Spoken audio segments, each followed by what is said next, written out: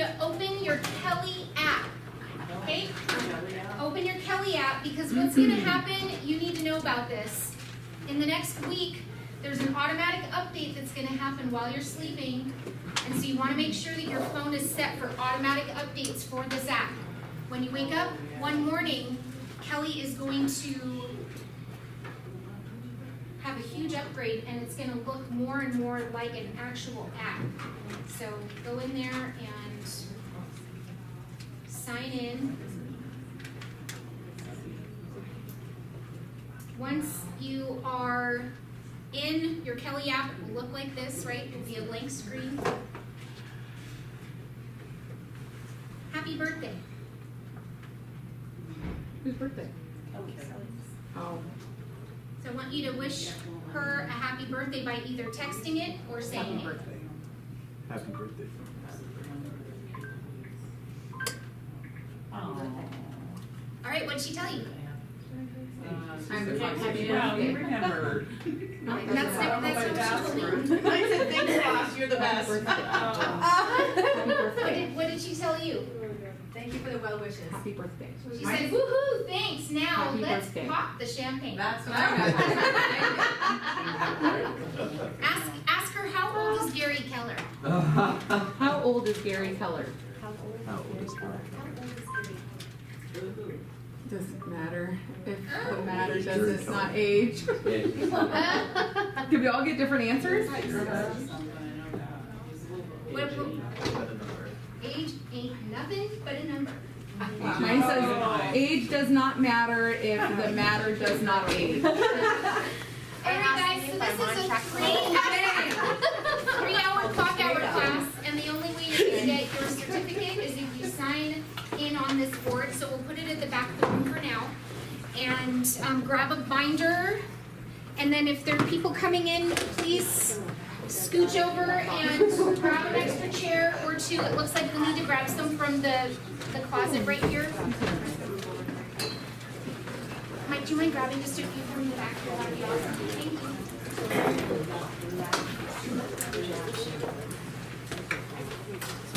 All right, so now that you've got your birthday wishes to Kelly, we're silencing our phones so there's no beeping, buzzing, or distractions. I have my undivided attention.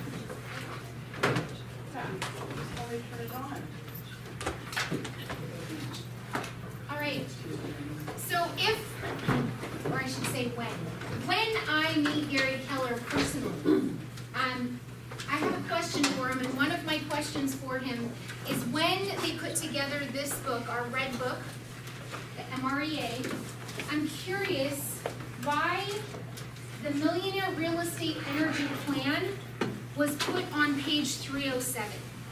Because this in my world is probably one of the most impactful chapters or portions of this book. And I just wanted to read it to you real quick so that you understand why this will be my question is, who made this decision and why?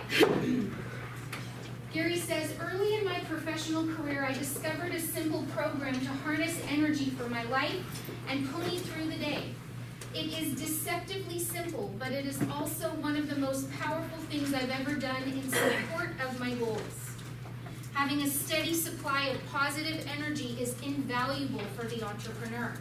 I call it the Millionaire Real Estate Energy Plan, a big plan for big energy. The 5 energy areas, there are 5 in which I need energy. So it talks about them on this poster here. Meditate and pray for spiritual energy, exercise and eat for physical energy, hug, kiss, and laugh for emotional energy, plan and calendar for mental energy, and lead generate for business energy, all by 11 a.m. every day. Here's what I do. I get up every day by 6 a.m. and meditate and pray for spiritual energy. Then I exercise and eat for physical energy. Afterward, I hug and kiss and laugh with my family for emotional energy. And I try to do it so that I get to spend time with all of them and still get to the office between 8 and 9. Most people plan for emotional energy time only in the evenings or on weekends, when it can do little for their daily pursuit of big goals. Then I plan and calendar my day for mental energy. And I spend my first most energized hours in the office working hard on lead generation and recruiting talent for business energy. I never slack off before 11 a.m. So I'm just curious, right? This is like where it all begins.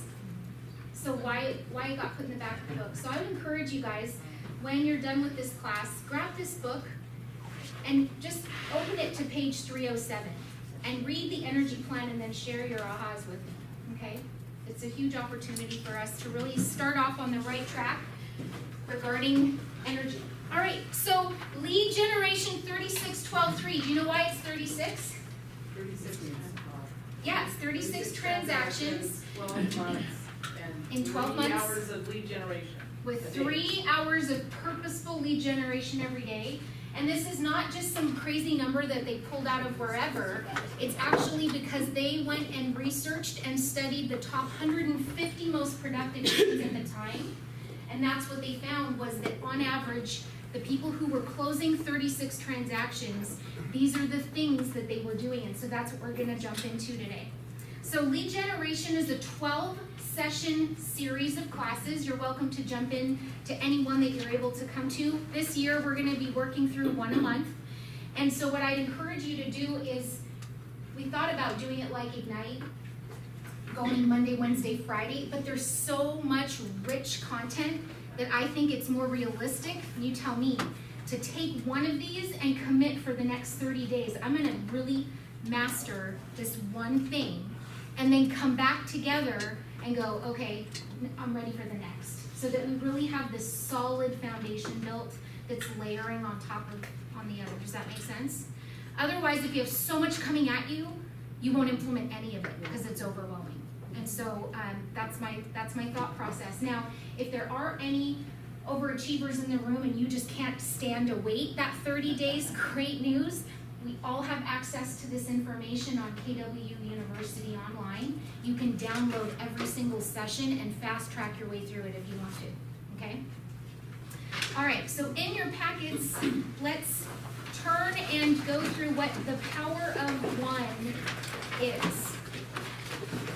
So I'm gonna look to page 4, at the top of page 4, accountability methods. Is that what you guys see on page 4? Will someone read me number 1? Accountability method. Accountability is, in the KW experience, the most crucial part of goal achievement. To support your goal setting, we recommend you, 1, develop a lead generation action plan. At the end of each power session, you will create a plan that outlines the specific actions you will take to achieve your lead generation goals. You will also create a calendar that helps you time block the specific activities you will do during your daily 3 hours of lead generation. 2, select an accountability partner or program to help you measure, evaluate, and make adjustments to your action plan.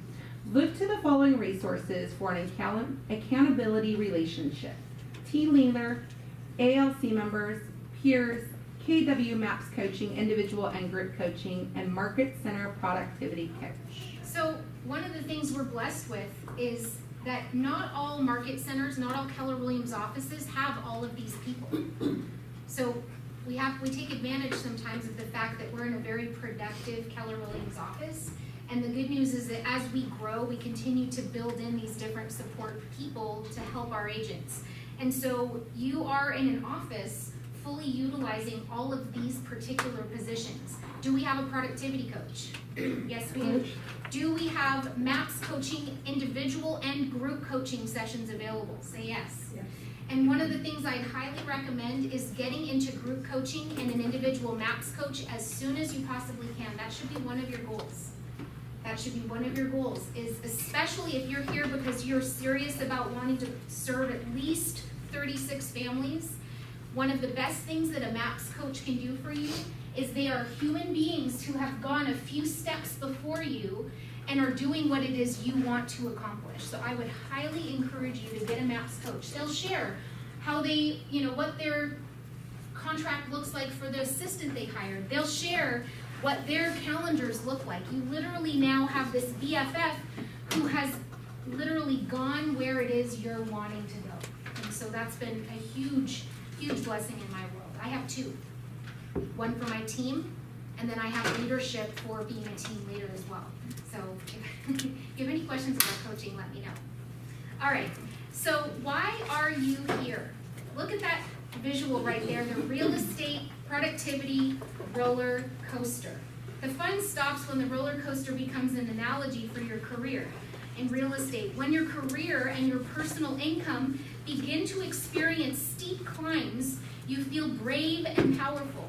But when you suffer an unanticipated fast drop in business, a tight turn in your income, or when your success flips over completely, you become fearful, distraught, and powerless. Have any of you guys felt that way in your business before? Say yes. All the time.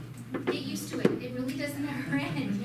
The goal is to come to classes like this and then look at what it's going to say is the whole goal is not to be on the roller coaster. And my observation over the last 15 and a half years is I see people on this roller coaster to even out the big, deep dives up and down and the crazy big twists is accountability. Are you willing to be accountable at a really high level? High level. Give me some ideas. Just give me some examples of what high level accountability looks like.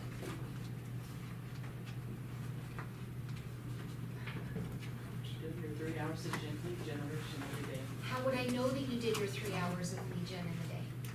Email you or call you. Absolutely. So you could email me and say, I did it. What would you do if you wanted to take it a step higher than that? High accountability. How will I know, Danny, that you made 20 calls today? Thank you. Showing your pipeline, like that, or like a coach? How will I know that you made 20 calls today?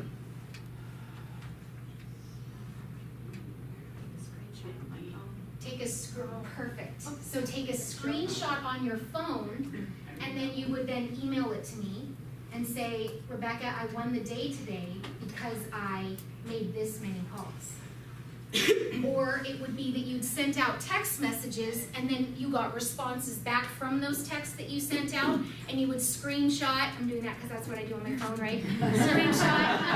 Screenshot the text, and then share it with your peer partner, your team leader, your productivity coach, whoever's holding you accountable at a really, really high level, that you were doing the activities that then brought about a response like that, right? Being highly accountable. What you're gonna learn on page 7, Lead Generation 3612-3, here's the course map. We're in the introduction, so here's where you are, the power of one. Next, we're gonna touch on validity and positioning. After that, we'll talk about what prospecting is. Number 3 is marketing. Number 4 is leveraging a database.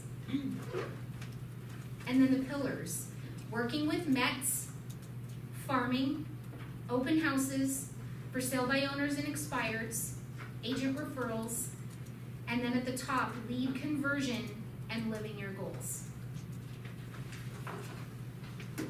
So turn with me to page 9, and someone read that first paragraph for me, please.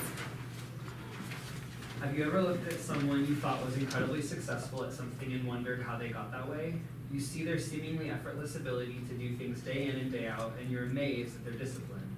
Well, the truth is they got there through the power of one. They set one important foundational goal, focused on one fundamental discipline, and developed one empowering habit that supported achieving that goal. It sounds really simple, right? It's simple, it's just not easy. It's simple, it's just not easy. And so how does it work? It's simpler than you might think. The power of one is based on 2 proven fundamental concepts that are at the heart of all real success. 1, the principle of greatest leverage, and 2, the timeless truth that one thing begets another. So there's achievement, the power of one, and so those are the 2 principles. principle of greatest leverage, and then the timeless truth. One thing begets another. Turn with me on the next page. The principle of the greatest leverage comes from the Pareto Principle, and it says that we know it as the 80-20 rule.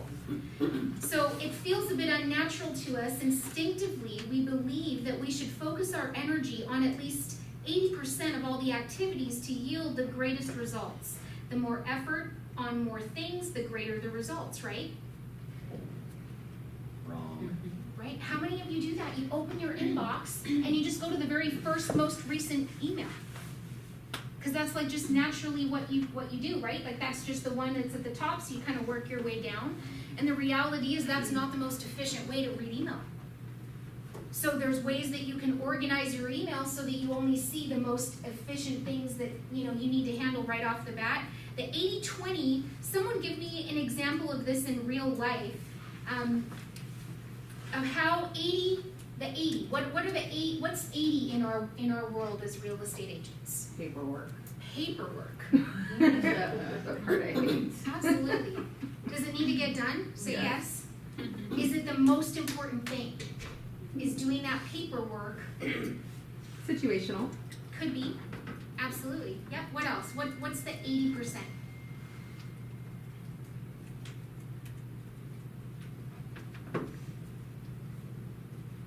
We talked about this a couple weeks ago in class. It could be emails or texts. So do you have notifications turned off on your phone? So that when you're doing something, you're being so focused that you're not going to be distracted by whatever else that is coming at you. It could be a text about something that's not even related to work. And if it's during the time that you're supposed to be regenerating, it becomes a distraction. What else could be an 80%?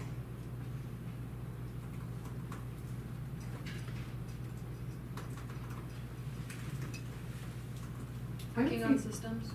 Yeah, working on systems, creating a flyer. Aren't we glad for Michael Lewis Marketing? It makes it easier on us, and yet there's still things that all of a sudden you look up and it was 2 hours later, and you're like, where did all this time go?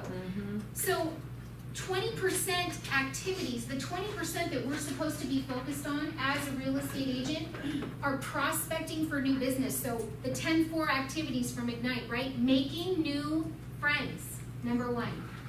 2, connecting with people that you already know, that they already know you and they trust you. The 3rd is handwritten notes. And the 4th is previewing properties, right? So door knocking, meeting people, calls, going on appointments. Those are the 20%. Everything else is a distraction. So tinkering with fonts, figuring out your print marketing, all of those things that could become really time-sucking are just stealing you away from the things that are actually going to move your business forward. The second concept that supports the power of one is the timeless truth that one thing begets another. This is a well-known and documented truth that you may have even experienced personally.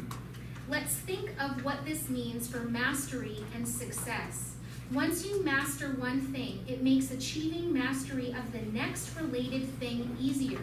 This is the foundational way of all goals. Principles and habits are ultimately added in life. They support and beget each other. By doing the right things first, you create momentum in your life and in your business. In the terms of the physical law of momentum, you are applying force in a specific direction to generate movement and build speed. So turn with me to page 12. This is interesting because this curriculum was actually written before Gary Keller wrote the book, The One Thing.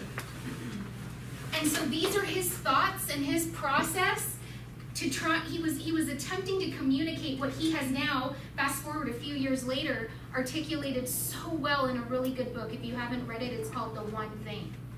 And it's the concept that we're going to see right here on page 12. You can call it the snowball effect. As you roll through your life, you naturally acquire habits in the areas of key disciplines, just as snowball gathers mass and momentum. Your business opportunity, and in fact, one of the defining crossroad moments of your life, is to pick the right sales habit. and then let it pave the way for more empowering habits that will lead you toward the sales and financial goals you've chosen. The power of one is clearly understood by bowlers. In order to bowl a strike, bowlers know the focus on the first pin. By hitting that one pin in just the right place, they know that they can knock all the other pins down, scoring a strike. If the pins were all lined up, it would be impossible for that same power and synergy. This is why splits such as the 7-10 split can be so difficult for bowlers to knock down. The pins are no longer aligned. The other example that he uses in the one thing is what? Dominoes. If you can focus all of your attention and energy on that first thing, which as a real estate agent, it's lead generation, all the other things will then happen. They will all follow.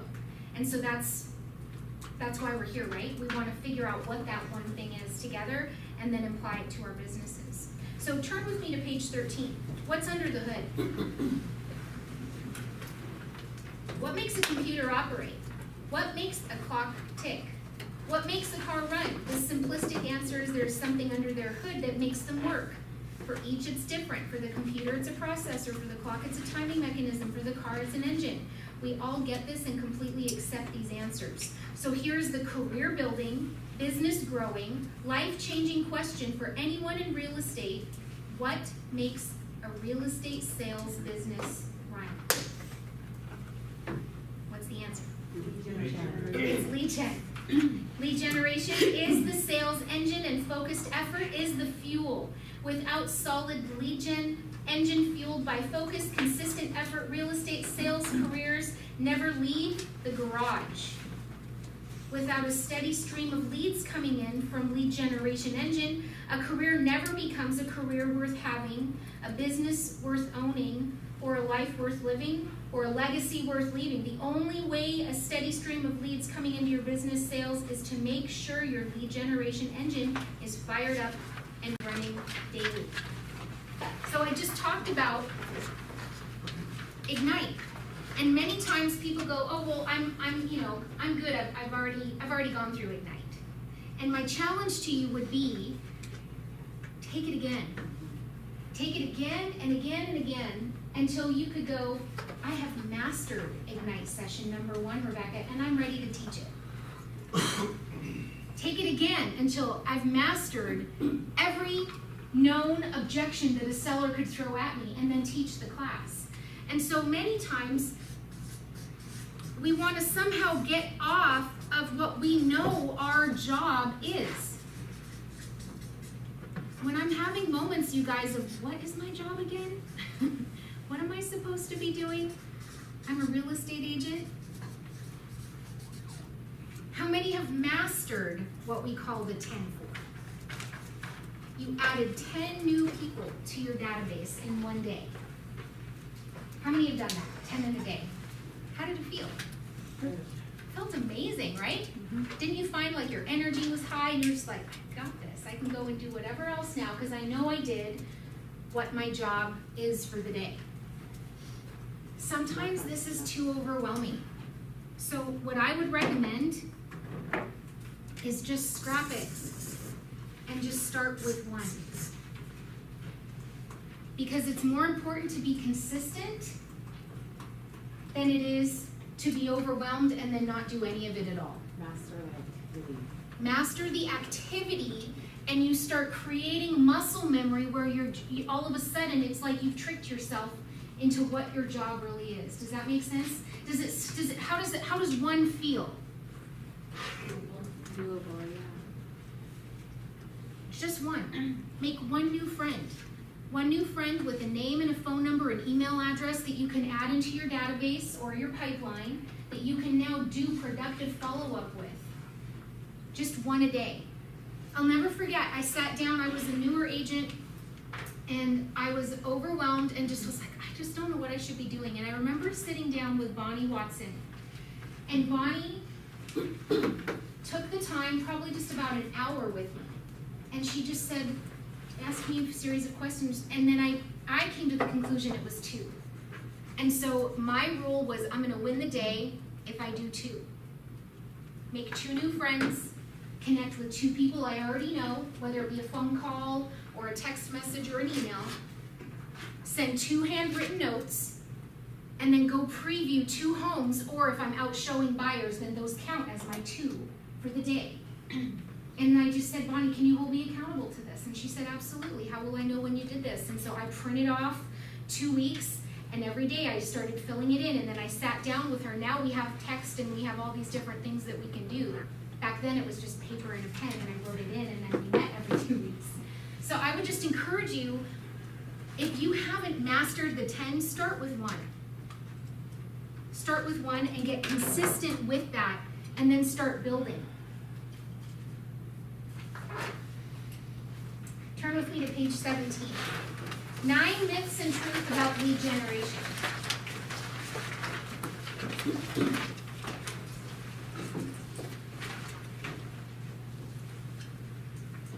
All right.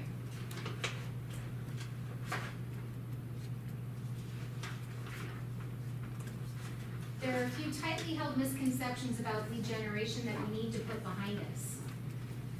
Everybody read with me myth number 1. Not all leads are good leads. The truth is there are no bad leads in real estate. They're just not all equal. So floor time. People sign up for floor time and they go, oh, I didn't get anything from it. Well, there are times where that happens. Is that true? Mm-hmm. Yes. And there's times when I've taken the calls years ago and this lady said, you know what, I just need someone to give me just a mini appraisal. It's for this insurance thing I'm working on. I really don't need to sell my house, and could you help me? Mm-hmm. Well, sure. What's your address? What's your email? What's your phone number? Asked some questions, sent her a quick CMA, asked a few more questions, and legitimately she had no intentions of selling her house anytime soon. It was more for insurance purposes that she needed this. Did I now just make a new friend? Mm-hmm. Did I capture all of her contact information? Mm-hmm. And then fast forward 4 years later, Mm-hmm. who did she call when she needed to sell her house? You. So not all leads are good leads is a myth. They're just not all equal. Myth number 2, read with me. Lead generation is really hard. The truth is lead generation is really simple and easy, so be careful that you don't confuse effort with enjoyment. What is lead generation? The simplest thing for my brain to understand is it's make friends.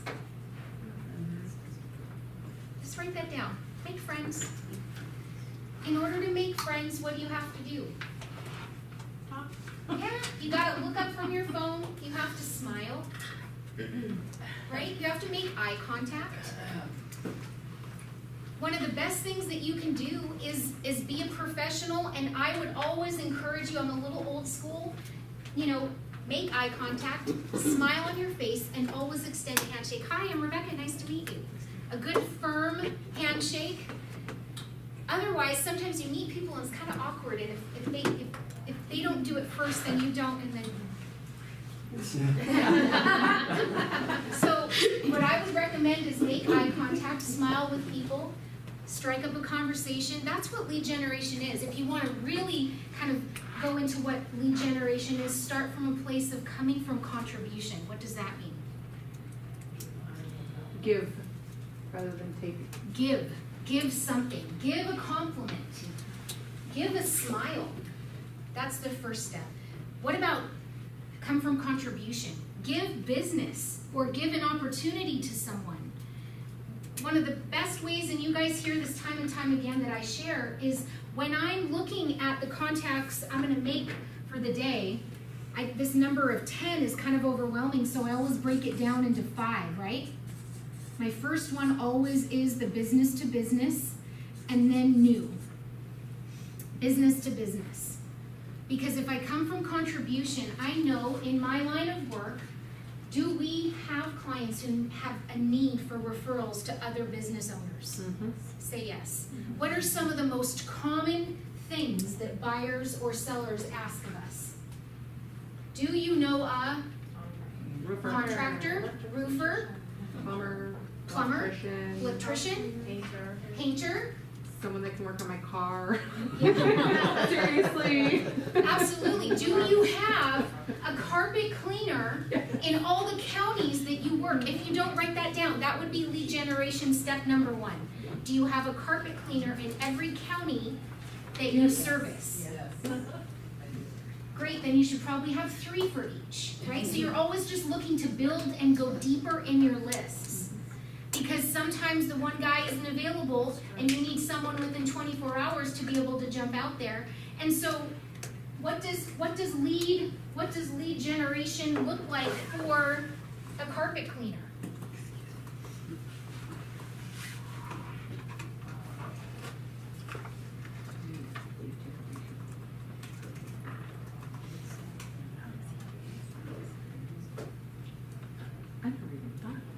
So I'm gonna go to carpet cleaner in Google, carpet cleaning Puyallup.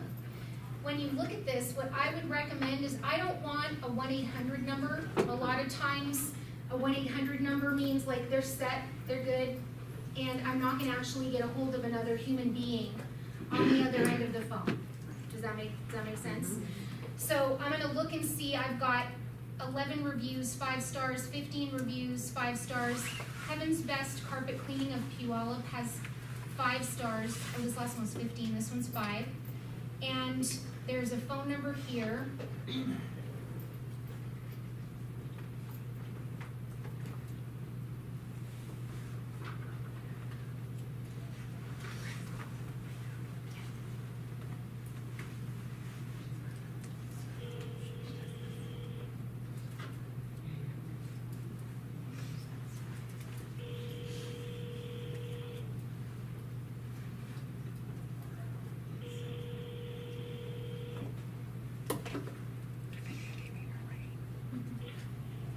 Hi, thanks for calling Heaven's Best Carpet Cleaning of Puyallup. Sorry I missed your call. Please leave your name and number and we'll give you a call back shortly. Thank you. Bye. Hi, my name is Rebecca Del Pozo, Keller Williams, Puyallup. I'm looking for a carpet cleaning company that services Puyallup area, actually Fording specifically. If you could call me back, I'd appreciate it. 253-576-7707. Thanks.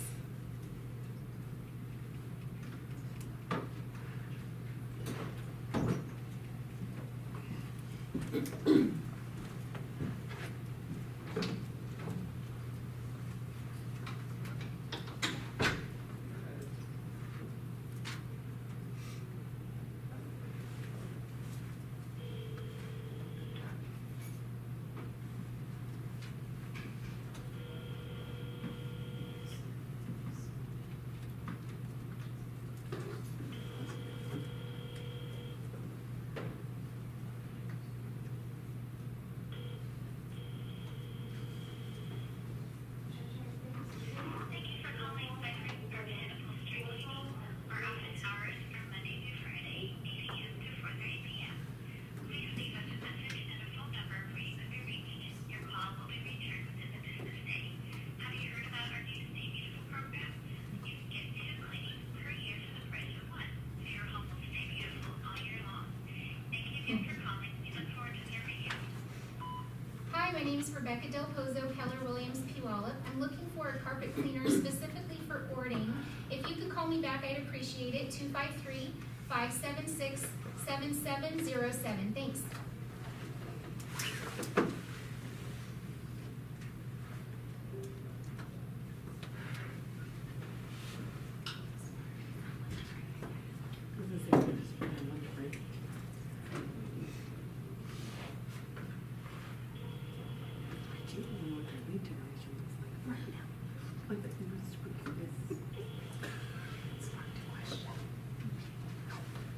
Do we just stick a name on Google and hope? I don't know.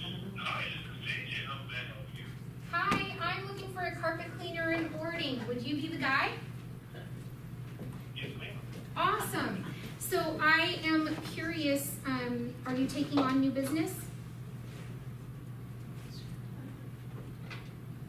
Hello? Oh, I'm sorry, ma'am. I didn't realize. I just looked for a second. I'm asking if you're taking on new business right now. We are. Awesome. And do you service the Ording area? We do. Okay, perfect. So Ording is a go. And do you guys, are you running any specials right now? Well, we're running our spring special. Spring special, what is that? Well, it depends on what do you need to have with you? So I have a listing in the works and I need to have, get a bid for how much a whole house carpet cleaning would cost. Well, that's very subjective. Fair enough. So would the best thing to be to have them give you a call back here? Yes. Okay, perfect. And so is this the best number to call, the 256-5760? Yes, ma'am, are you a customer or? I'm a real estate agent, and in my line of work, sellers are always asking for referrals. And so I have one right now in Ording. Okay.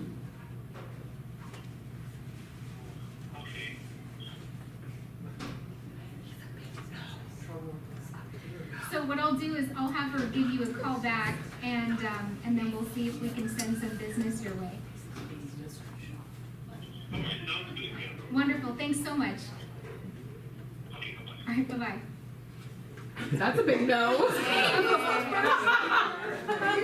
So like smooth. Yeah, there was no good message. Oh my god. They really wanted to. I know. I wonder how old their company is. Okay, I want to say thank you so much because that makes me feel better.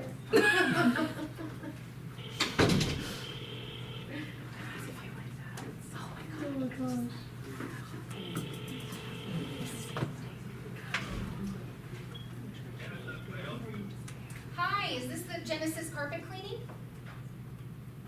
Yes, this is Genesis Carpet Care, yes, it is. Awesome. So I'm calling because I'm looking for a referral. My seller is getting ready to sell their house and they need their whole house cleaned. And so before they called, I said I would call around and just see if I could find a good referral for them. And so do you service the Ording area? Yes, we do. Okay. Outside of Ording, how far north do you guys normally go? What do you have in mind? Well, would you go to Normandy Park? Yeah, I can kind of be flexible on the time of day. I don't want to hit it at rush hour. Sure, that makes sense. Where are you guys coming from? We're all over the place, so it's kind of, but typically the Seattle traffic is a challenge, so. Okay.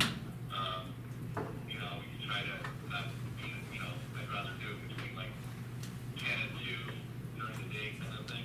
Okay. Or a Saturday. Okay, that makes sense. But yeah, we would go there. Yeah. Okay, and do you guys Is go that to, what property that you're? this one's in Ording, but I'm just thinking for future business. Do you guys go over the bridge to Gig Harbor? Yes. Okay, We have a satellite office there, so we're there all the time. and then how far south do you guys go? And it kind of depends on the size of the job. Thurston County, Okay, so like Lacey Olympia would be Utah okay? County, Pierce County, South King County, typical. Okay, You know, I mean, if it's something we can just get a key, we don't, I mean, you know, there's a moving truck we gotta work around, or, you that, know, if it's something we can kind of go in our discretion during the day, I can tell you the date type thing. okay, that makes And sense. just pick up a key, or we got a lockbox, or whatever we need to make it work, Okay, you know, within reason. okay, that sounds good. So yeah, this particular one is in Ording. It's a 5-bedroom, 2.5 bath. I think it's like 2,700 square feet. And so she was just asking for a referral. So I'd love to send some business your way. Okay, that'd be awesome. And what was your first name? My name is Jeff. Jeff. And then what's the best email for you? What was the name of your company? Keller Williams Puyallup. Oh, okay. All right. And good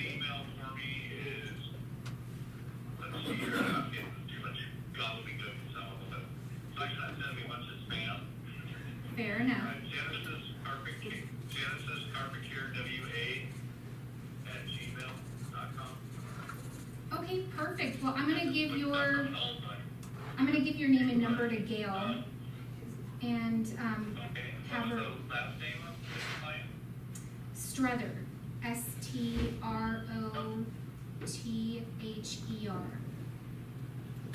Okay, and then, will it be from your email or is it a general one from Keller Williams? I'll send one from me. What I can do too is, once we know that we're a good fit to work together, I do have a free app that I can add you to, and then that way you get on my Rebecca's favorite list. But I'll have Gail call you direct, and then look forward to sending some business your way, Jeff. Thanks for taking my call. Okay, all right, and I'll put you on our email list too, so just keep an eye out for any special to run. Okay, perfect. Thanks so much. Have a great day. All right, Bye. you too, bye. Okay, so how many calls? Like, this was painful. I feel a pain. But it's I not like. feel it. This is the reality. Could I have given up on call number one? Nobody answered. I left a message. Then what did I do? Call number two, left a message. Now, she said that within the same business day, I'm gonna hear back from her, so I'm gonna wait and see if that's true, right? And then I got discouraged by call number three because I think there was a bit of a delay on my end, right? I'm on Wi-Fi, so maybe there was a bit of a delay, but there was something weird happening on the other end, which would I want my client to be subjected to that? No. No, so off my list, not on my list. And now I've talked to Jeff, and I've asked a few questions, and now I go and do this again and again and again for plumbers, for electricians, for gutter cleaning services, for window washing services, for furnace servicing, right? Every single category of my business. Does yours have 3 deep in every county, in every category? If it doesn't, it's okay. That's gonna be homework from today, is go deep into your contacts so that when your clients ask, do you have a carpet cleaner for ordering? You go, absolutely. And I know who's gonna pick up their phone, or I'm building a relationship so that there's something special that's happening, right? Where, like right now, if someone calls Legacy Carpet Cleaning and mentions RDP, they get a discount on their order. Like, I purposely didn't call my go-to guy because I know he's gonna take my call. I was doing this as an exercise to communicate a few different things. One, is it easy to get discouraged, frustrated, distracted, and then come up with every excuse in the book for why not to continue?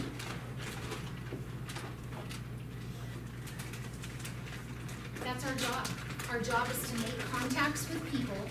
And now I don't know him, I don't know what kind of work he does. So when I call Gail, I'm gonna say, hey Gail, I have 3 different carpet cleaning companies. These are people I've worked with in the past. This is a new guy. And just disclose, say, I talked with him and he is willing to come to Ording, and so feel free to reach out to him. So just disclose this is someone I haven't worked with before. That's totally fine. Don't use the excuse though of, well, I tried calling it didn't work. I get it doesn't. What are your 1, 2, 3 next steps with Jeff to follow up on? Great question. So the question is, what are my 1, 2, 3 next steps with Jeff? So when you're on a phone conversation with someone, are you taking on new clients or are you accepting new business, right? That's the question to ask them. The answer is always gonna be Yes. Or landscapers, sometimes the answer is no. No, we're good, we're solid, we don't have any more room for people. That's totally fine too. Then you're gonna ask, how far north do you go? How far south do you go? Go over the bridge to Gig Harbor, how far, right? So you're trying to get an understanding of where they're coming from so that you can now steer their ideal clients their way. I'm coming from contribution. I want to find them good clients. Then my follow-up is that with an email and then the information that I got on his company, I can now add him to my Homekeeper app. And the Homekeeper app sends an automated email that says, what's Homekeeper? I'd love to add you to my app. I don't type it, it's already auto-populated for me. All I do is add his email, hit go, and it sends him an email that says, hi, it's Rebecca Del Pozo. Would you please click here to claim your spot on my free app? I'd love to send business your way, da da da da da. It's all set up for each one of you already. And that's a free Keller Williams tool that we have access to. So once I've done 5 of these, I'll go back.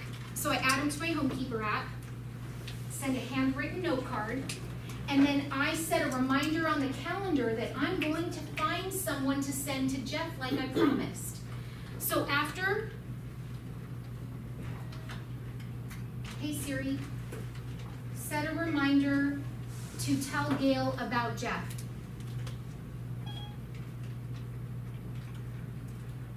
So now I've set the reminder for after class. I will call Gail, tell her that here are my carpet cleaning options for you, and I'm going to find this person some sort of business lead in the next week or so. If in some situation like mine where I'm just starting, I'm not gonna have that right away, so is the conversation not that I currently have a client, but I'm just looking for future reference to have? You're Send going to clients. find someone. Okay. Yeah, you're now looking, because you're in an office of 320 some Okay. agents. So you're looking at it. Someone could be looking for somebody, and so you're looking to be that person who's connecting whoever it is, whether it be an agent here in our office, or it be a client or a friend or a family member. Your reticular activator is now looking for someone who needs carpet cleaning. So now in your conversations, or when you're scrolling Facebook, or when you're talking to another agent, you're looking for someone, because then you can call Jeff in a week.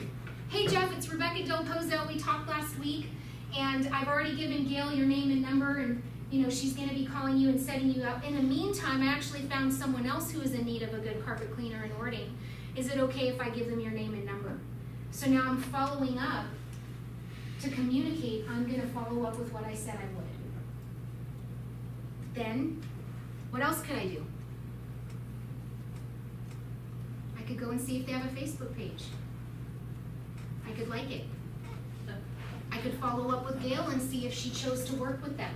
And now I'm looking for a really good testimonial story that I could post on my business page, that I tag his business page in, that I take a picture of her with happy, clean carpets.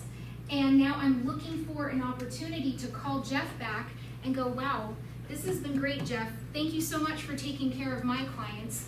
Who do you normally send your real estate referrals to? I'm sure you probably have a list of 3 to 7. I'd like to be number 8. Could I interview for spot number 8 on your list? Just make it a joke. Like, does everyone know at least 8 real estate agents say yes? I say, I'd like to be number 8. Because at that point, does he know I'm going to follow through? Have I proven myself to him, coming from contribution, that I'm someone that he could potentially trust? Did I ask him on the first call for a referral for real estate? No. No, that's cheesy. So coming from contribution when you're doing lead generation is huge. And then same goes for the new. Turn around when you're at the store, right? Make a friend.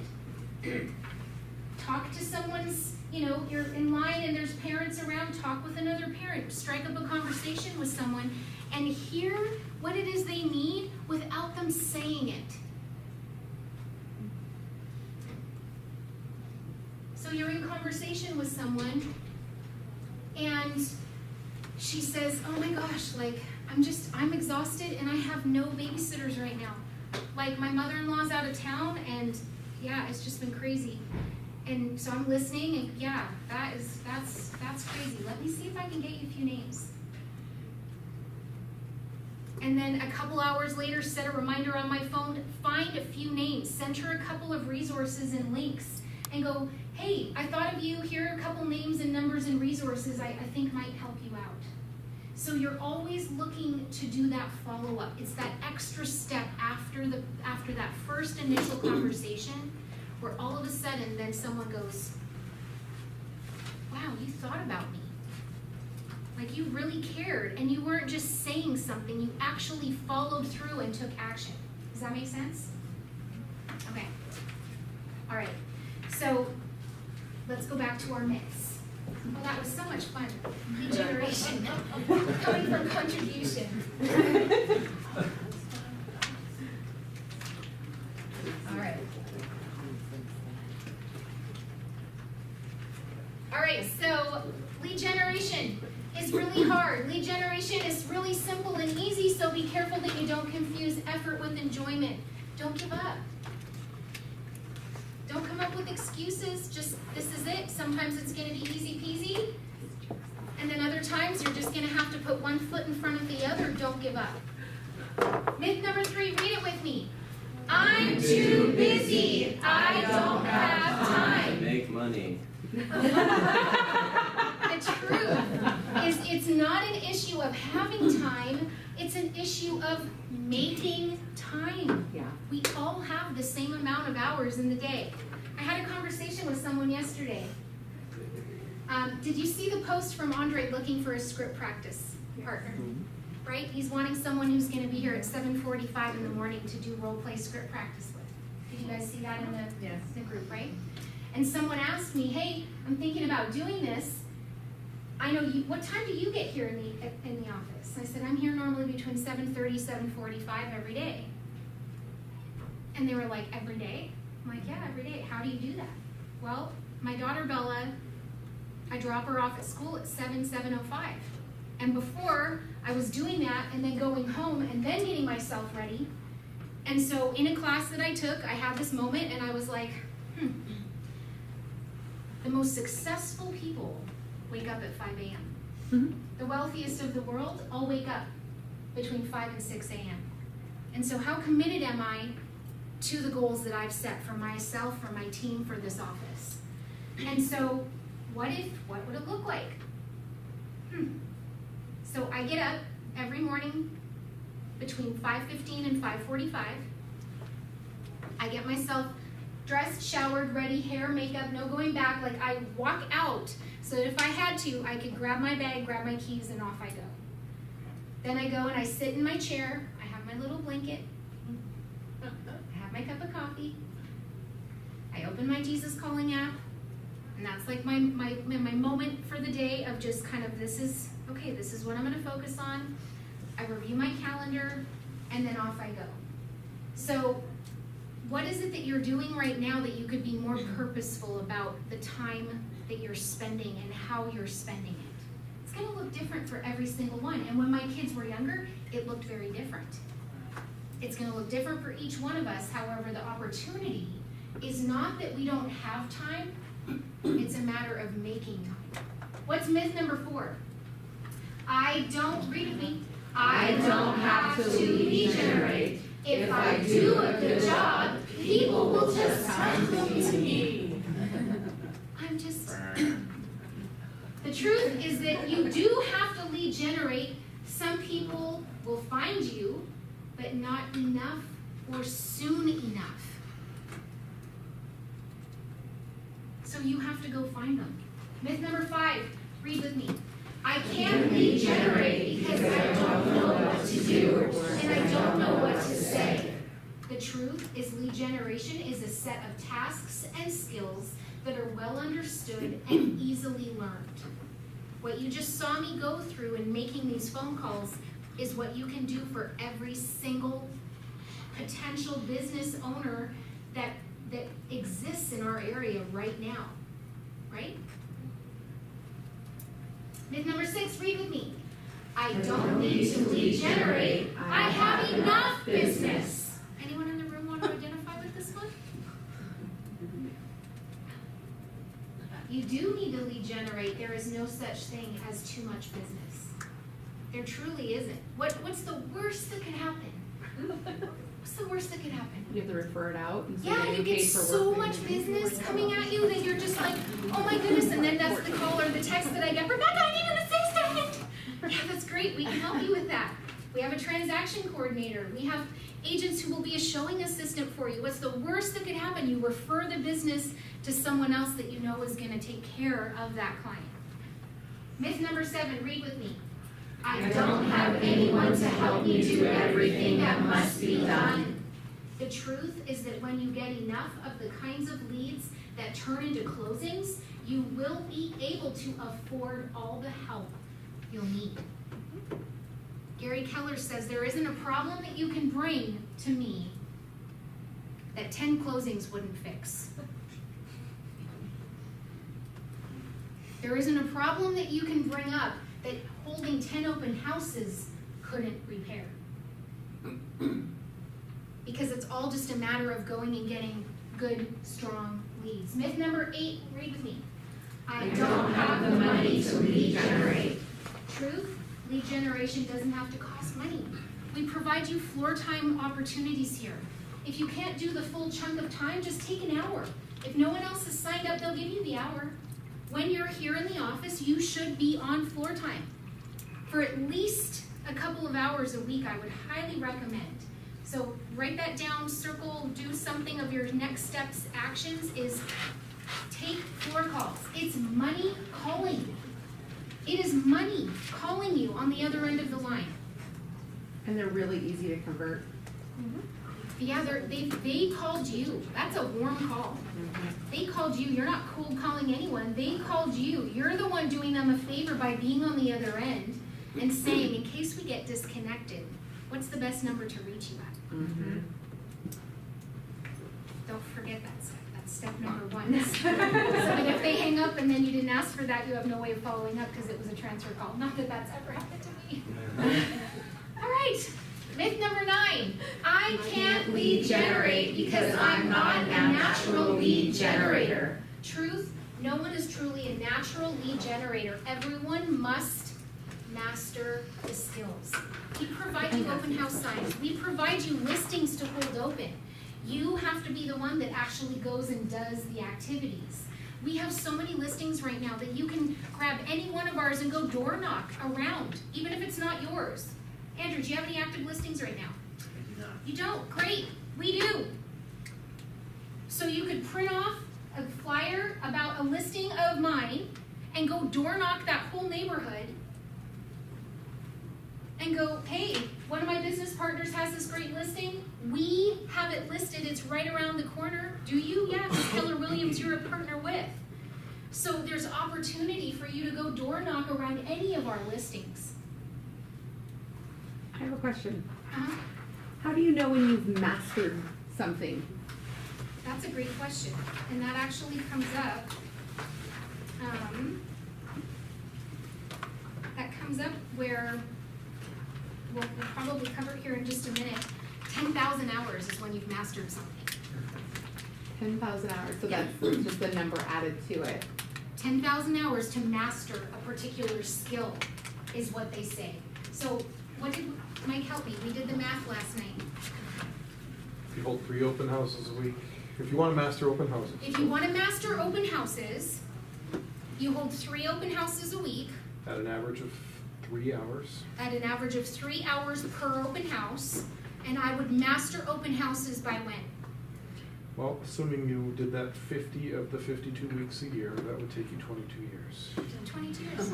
So any in the room frustrated that open houses don't always work for you? Say yes. Yeah. Yeah, it's okay. It's okay. Do we stop doing them? No, because people who go to open houses are potential sellers, are potential buyers, are family members of people who are potential buyers or sellers, are the neighborhood nosy. Oh, yeah. Like you need to be holding open houses. The most successful hold 2 to 3 a week. And what day of the week works for open houses? Say any. Any time of day. 11 to 1 is like amazing. Any day of the week. So 10,000 hours to master a particular skill. All right, so let's turn to page 25. So here's the challenge. This course was specifically researched and designed to help you adopt the right mindset and a powerful new daily habit. Make necessary key decisions about your lead generation plan and develop your skills as a lead generator. Your challenge is to close 36 in 12 months by spending 3 hours every day, every work day, on lead generation. So the question is, what can I spend 3 hours doing every day that will do more to build my business than lead generation? Look at the hard truth at the bottom of page 25. Someone read that for me. No leads equals, No sales, no closing, no income. no leads equals no sales equals no closings equals no income. Yet even knowing this, many real estate agents still fail to lead generate every day. Some do it for a while until they get some transactions under their belts. Then they stop lead generating to service their current transactions. Has anyone fallen into this? Say yes. You're all liars. Like, does this happen to all of us? We're service-based. We're a service-based industry. We want to please people, don't we? So then we have active people in front of us and we want to take care of them. And the reality is that's what creates the roller coaster. Others do it sporadically at best, and when they think either have nothing better to do or desperately need business, and still others just don't do it at all. Don't settle for average. In any entrepreneurial enterprise, average is never success. Just having your real estate license is not success. And doing the average number of transactions, 9 per sales professional, is not success in our opinion. Gary says, let's talk about doing your best. Let's say you ask someone out for a date. You wouldn't say, look, I need to tell you something, Mike. Mike's my husband, that's why I can say that. Mike, I'm not a person who tries to do her best at things, so this is probably gonna be an average date. I pick an average place to go, we'll have an average meal, and we'll do something very average. Winning. Who's gonna marry someone who says, I need to share this with you. I need to share that my expectations are really low for this marriage. I don't intend on really doing my best, and I really don't expect much from you. So let's look at your career. You sit in front of your buyer or seller and say, the reason you should hire me is I'm just an average agent. I think average, I act average, I don't really aim too high. I'm not really interested in doing my best. Who's gonna choose to give you business? No. Do you wanna be like this? Be careful how you answer. Words will have to be backed up with actions. And if you want to do your best, how do you have to think? And what specific actions will you have to take? And here's the truth, you see, it's not even really about becoming the best you can be, but the incredible journey and the experience you'll have when you try. The best you can be will just naturally happen when you try. When you close 36 transactions, what's gonna happen? Page 27. You're gonna make money in this business and be profitable. You're gonna build a solid foundation for your career that will run the rest of your life.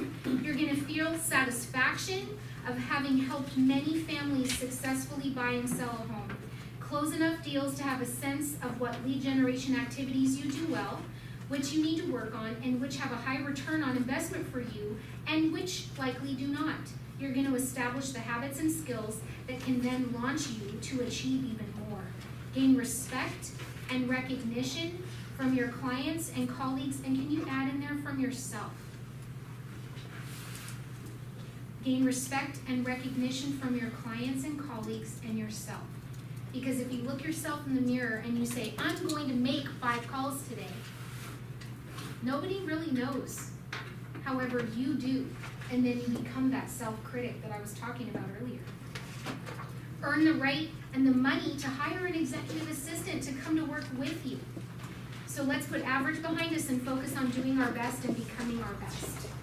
And so someone grab your phone or calculator real quick and just tell me, someone who has a calculator.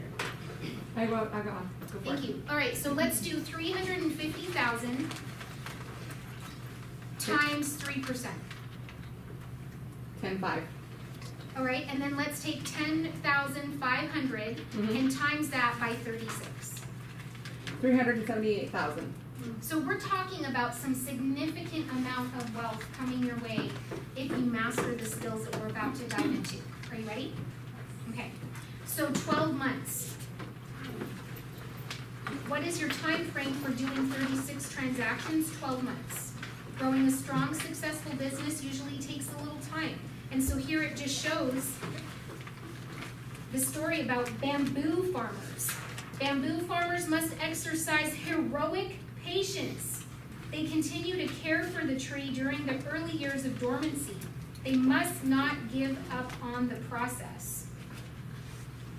Too often, newer real estate agents seem to become impatient with the process of learning, implementing, and measuring the success of individual lead generation techniques, and sadly, many give up just when the return on their investment would have kicked in. So don't give up. Look at the diagram on page 31. It talks about time versus results. Ask yourself, do I want a job in real estate, or do I want to build a long-term successful real estate business? Long-term. Then when you go to do the calls like I did that were painstaking for the carpet cleaning company, I would go, it's okay, because I'm playing the long game. I'm looking to build long-lasting relationships. I'm gonna go and stalk Jeff and figure out what I can about him, and then figure out where the location is and go and build a long-lasting relationship so that he could be on my list, and when I call, he picks up my call and he never misses a beat, right? I have an opportunity here. Am I willing to invest long-term in that particular lead? Because that could be a really great lead. How do we know? We don't, so we have to follow up.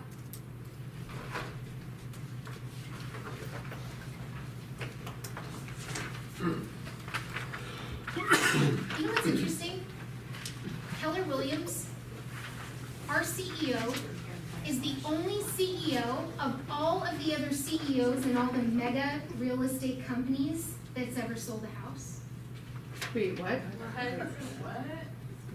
Lennox Scott still currently sells real estate. I'm talking about the people who actually last. Coldwell Banker, Century 21, Oh, they're national. Berkshire Hathaway, Remax, Really? and Keller Williams. If ever someone was considering working for any other real estate company, these would be the 5 you would want to tell them to consider, because they're the ones who have been around the longest, right? Yeah. Regional companies like what we have here, you guys, when I get on the plane tomorrow and I go talk with people, they've never heard of Windermere. Right, or John L. Scott. They don't know who Only John here. L. Scott is. That's considered small boutique real estate. Yeah. So our CEO and co-founder Gary Keller is the only CEO of those companies Wow. who has ever actually Sold real been estate. in your shoes. Yep, in the trenches. So do you think that all the technology that they're investing in, everything that we're about to hear about in the next few days is gonna matter? You better believe it. Because he knows what it's like to be right where we are right now. He knows the struggle of making calls. You know how he overcame lead generation? I think it was Linda McKissick. She had the opportunity early on to go and shadow Gary for a day. So it'd be like me, hey Peter, I'm a new agent. I'd like to come and watch you lead generate for a day next week. Would you let me know which day works best for you? Absolutely. Okay, which one? Monday. Perfect. Okay, great. I'll be there. So now what's going on in Peter's mind? Oh, crap. What's make a plan. happening? I better get some lists together. I better Yep, I gotta make a plan. I better put this plan together. Wow. And so then I show up and he's just a rock star, and he's just showing me exactly what he's done. And this is what happened with Linda McKissick and Gary Keller. And after she gave him the feedback, she's like, wow, I want to do that. He goes, yeah, those days when I have agents come and shadow me are the only days I ever do that.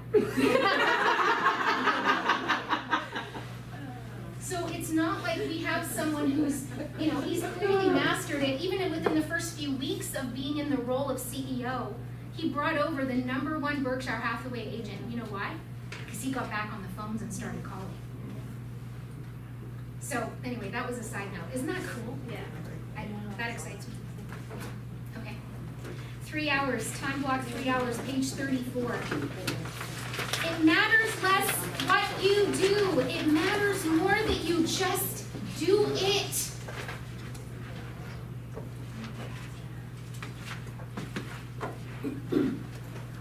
It's the consistent time that you spend doing it. We interviewed more than 150 of the most successful agents in real estate at length about their lead generation efforts. And we found that there was no one tried and true lead generation method that created success. In fact, there are a great many lead generation paths to succeed in real estate.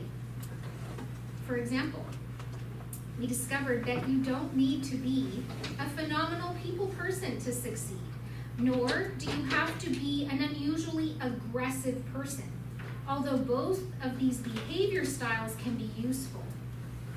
The research shows that you can build your own customized lead generation program that can be very successful and suit your personality and interests.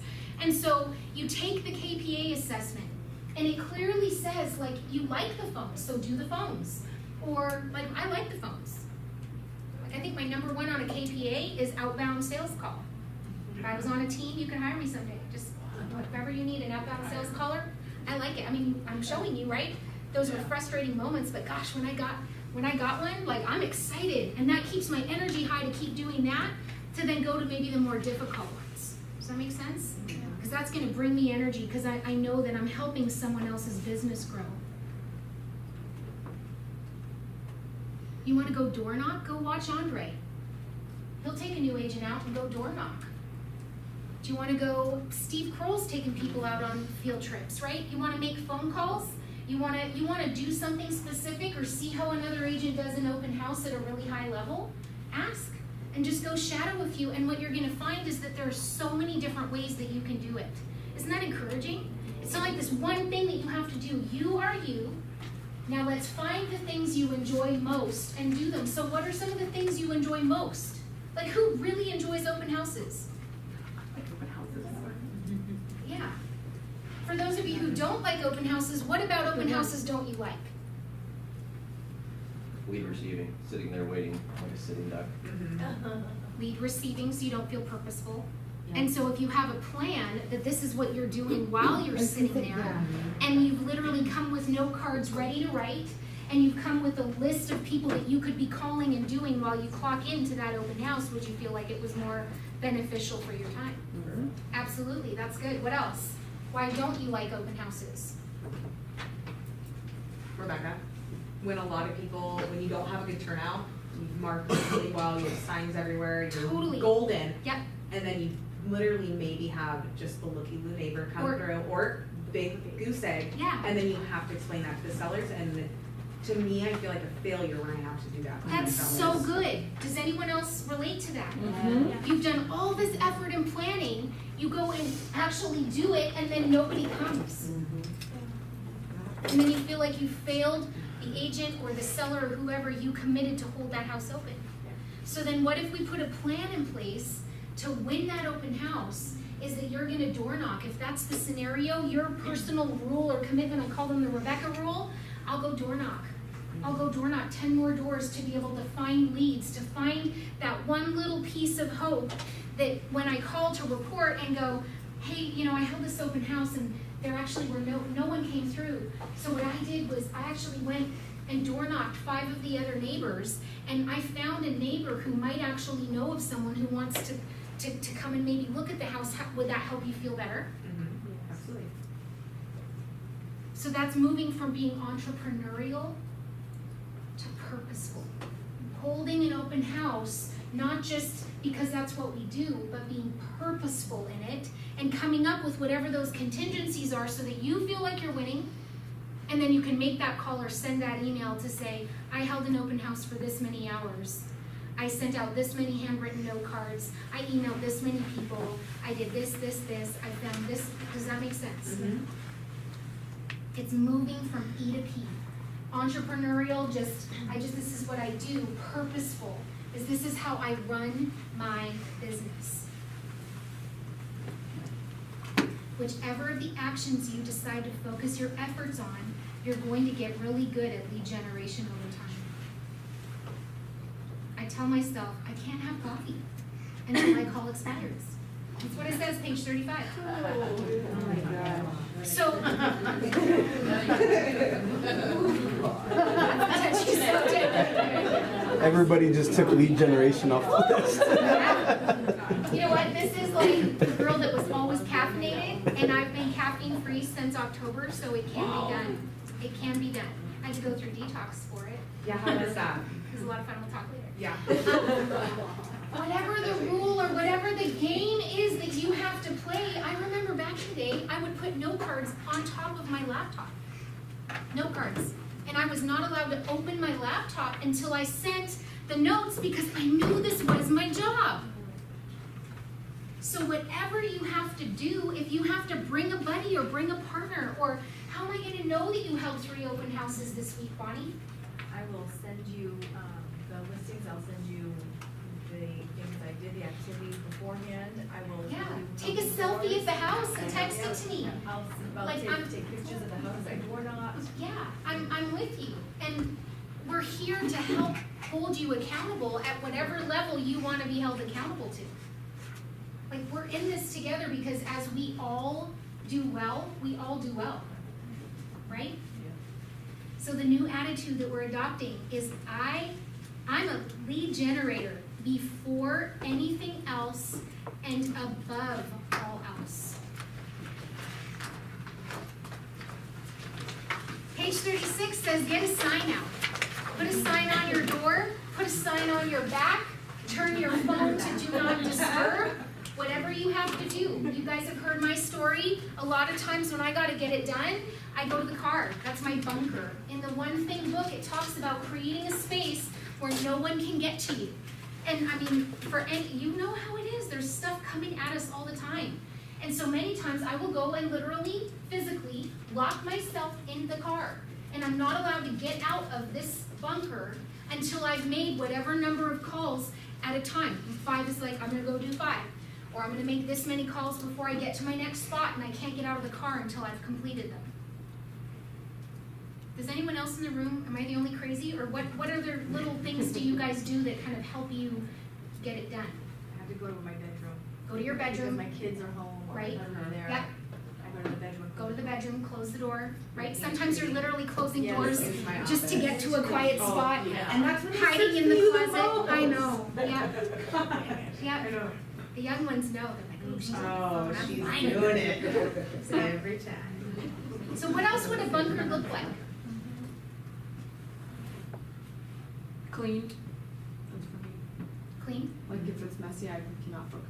Okay, so you have to have a clean space. Yeah. Yeah, you're prepping your bunker, getting it clean so that you're ready. Absolutely. So page 36 says, literally put a sign in place, lead generation in progress, and tell people what your calendar looks like. You've called agents before and you hear it. Between the hours of 9 and 11, I'm calling sellers for my buyers and I'm calling buyers for my sellers. Please leave a message and all calls will be returned after 11 a.m.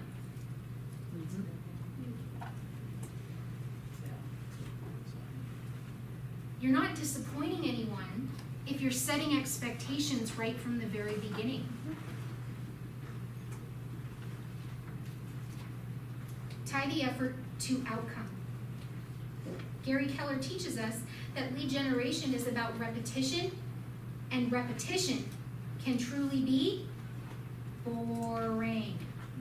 Now, breathing is boring too. But try to do something else instead and see where it gets you.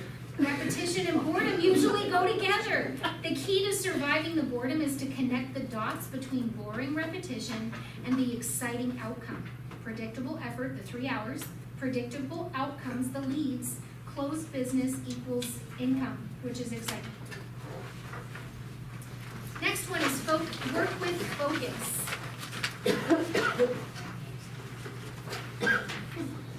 Can someone read the box down below where it says it's hard to be disciplined? It's hard to be disciplined in all areas all the time, but everyone can develop discipline for a limited amount of time on a regular basis in a specific area.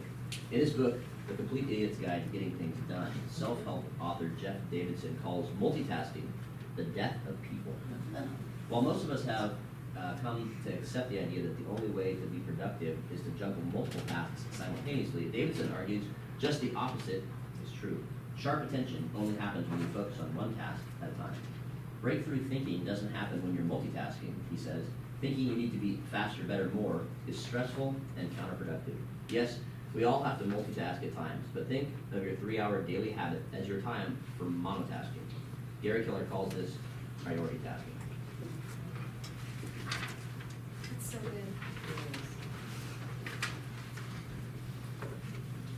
So multitasking versus priority tasking. We're gonna skip this. I wanna talk about focus and intensity, because that's where that 80-20 is gonna come into it, isn't it? That there are just things that are gonna come and grab our attention. Focus plus intensity equals results. Do you know how to channel and apply the intensity required to see the results you want? Think about the intensity surgeons bring to their work, gymnasts to their sport, gamers to their play, painters to the art.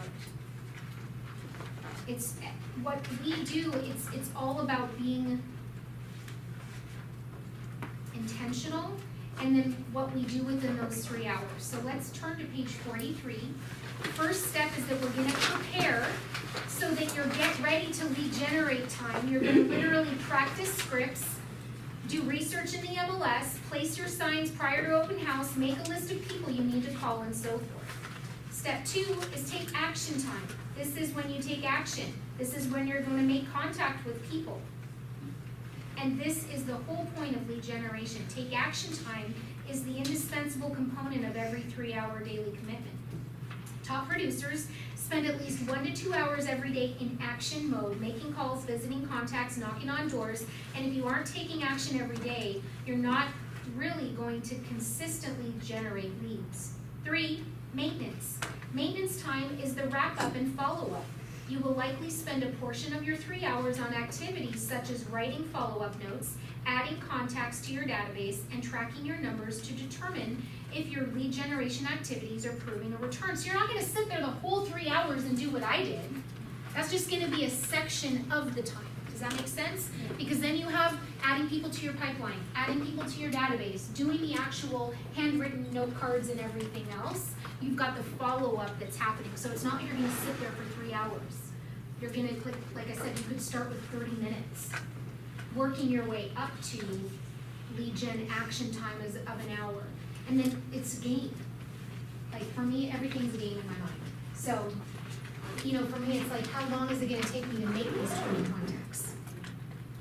And so one Friday after, Friday morning, Thursday afternoon, I was like, tomorrow's the day, I'm gonna do 20. Wonder how long it's gonna take me. And had my morning cleared, and so I got my sign out, put it on the door, and I just sat there. I had everything ready to go. I had all my different browsers open, and I just started making my calls. And so make it a game, or do whatever you have to do to get to the point of taking action. In Power Sessions 2 through 11 of lead generation, you're going to learn more about how to prepare, take action, maintain the specific lead generation activities you pursue. So here on page 44, it actually shows you what you're going to do within your 3 hours. Prepare, take action, and then maintain. Sometimes it's going to be prospecting based. Other times it's going to be marketing. So assembling mailing lists, plan and maintain touches and activities, prep for mailers and ads. So those are going to be things that are specific and productive activities within your take action of your 3 hours.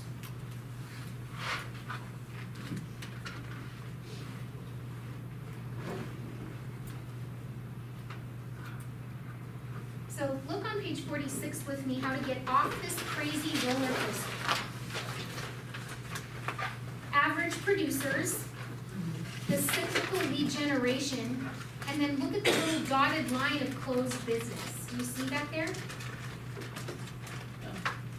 Closed business, and then all of a sudden there's like this up, down, this up, down, this up, down.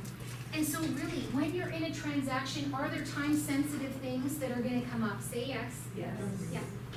However, if you skip doing lead generation activities today, 90 days from now, your bank account will hold you accountable to because what you're doing today is impacting 90 days out. And so if you skip enough of those days, don't be surprised to be frustrated in a couple of months. Can anyone relate to this? Yes. And so as the service-based people that we want to be, the people pleasers that we want to be, there have to be healthy boundaries. And so setting up that expectation, there's a lot that you can be doing and still checking in with your clients by, 10:30, 11 a.m. or a quick phone call for the one fire that you need to put out and then get back to your lead generation. Can someone turn to page 47 with me, please, and read the Bruce Hardy in the Box story?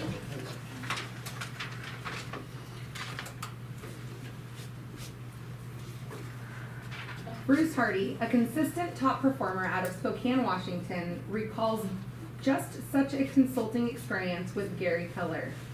Back in 2002, Bruce was speaking with Gary by phone, and Gary asked, on a scale of 1 to 10, how is your business right now? Bruce replied, about a 2.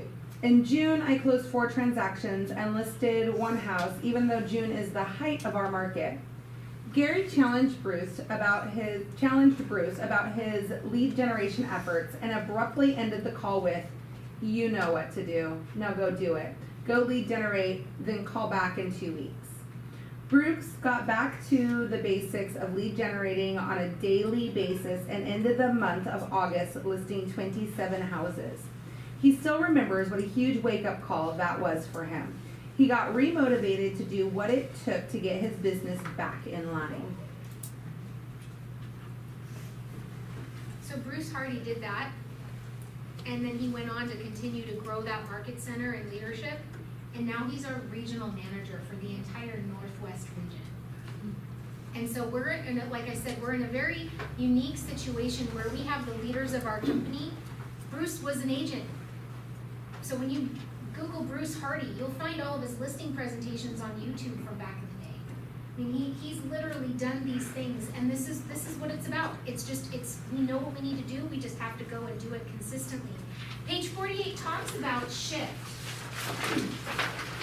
And so, market shifts, the truth is that they shouldn't really have an impact on your lead generation, and they really shouldn't have an impact on your business. Because if you're following up with people, they'll impact your business in a couple of ways. One, your listings are going to be on the market longer. However, they're going to sell if they're priced right. And people have to sell in every market. So even when the market shifted, you guys, I was still selling houses, maybe not as many. I was still selling houses for different reasons. A lot of them were short sales. Like a lot of them were. Because people were upside down, they couldn't sell their house, and they had to get out, they had to move. Job relocations were happening because of it. People always have to sell homes. And so you, in your business, have to, if you are believing the myth that the shift in this market is impacting your business, it's an opportunity for us to really check ourselves. Have we, like Peter was saying, have we been more in that mindset of lead receiving and gotten a little too comfortable there when we have to be going and prospecting and going and finding our business? To be wired to win, you must be wired for leads. Are you wired to win? If you're not wired to win, what are you wired for? Page 49 talks about a book that I remember reading when I was first new in the business. It's called Failing Forward by John Maxwell.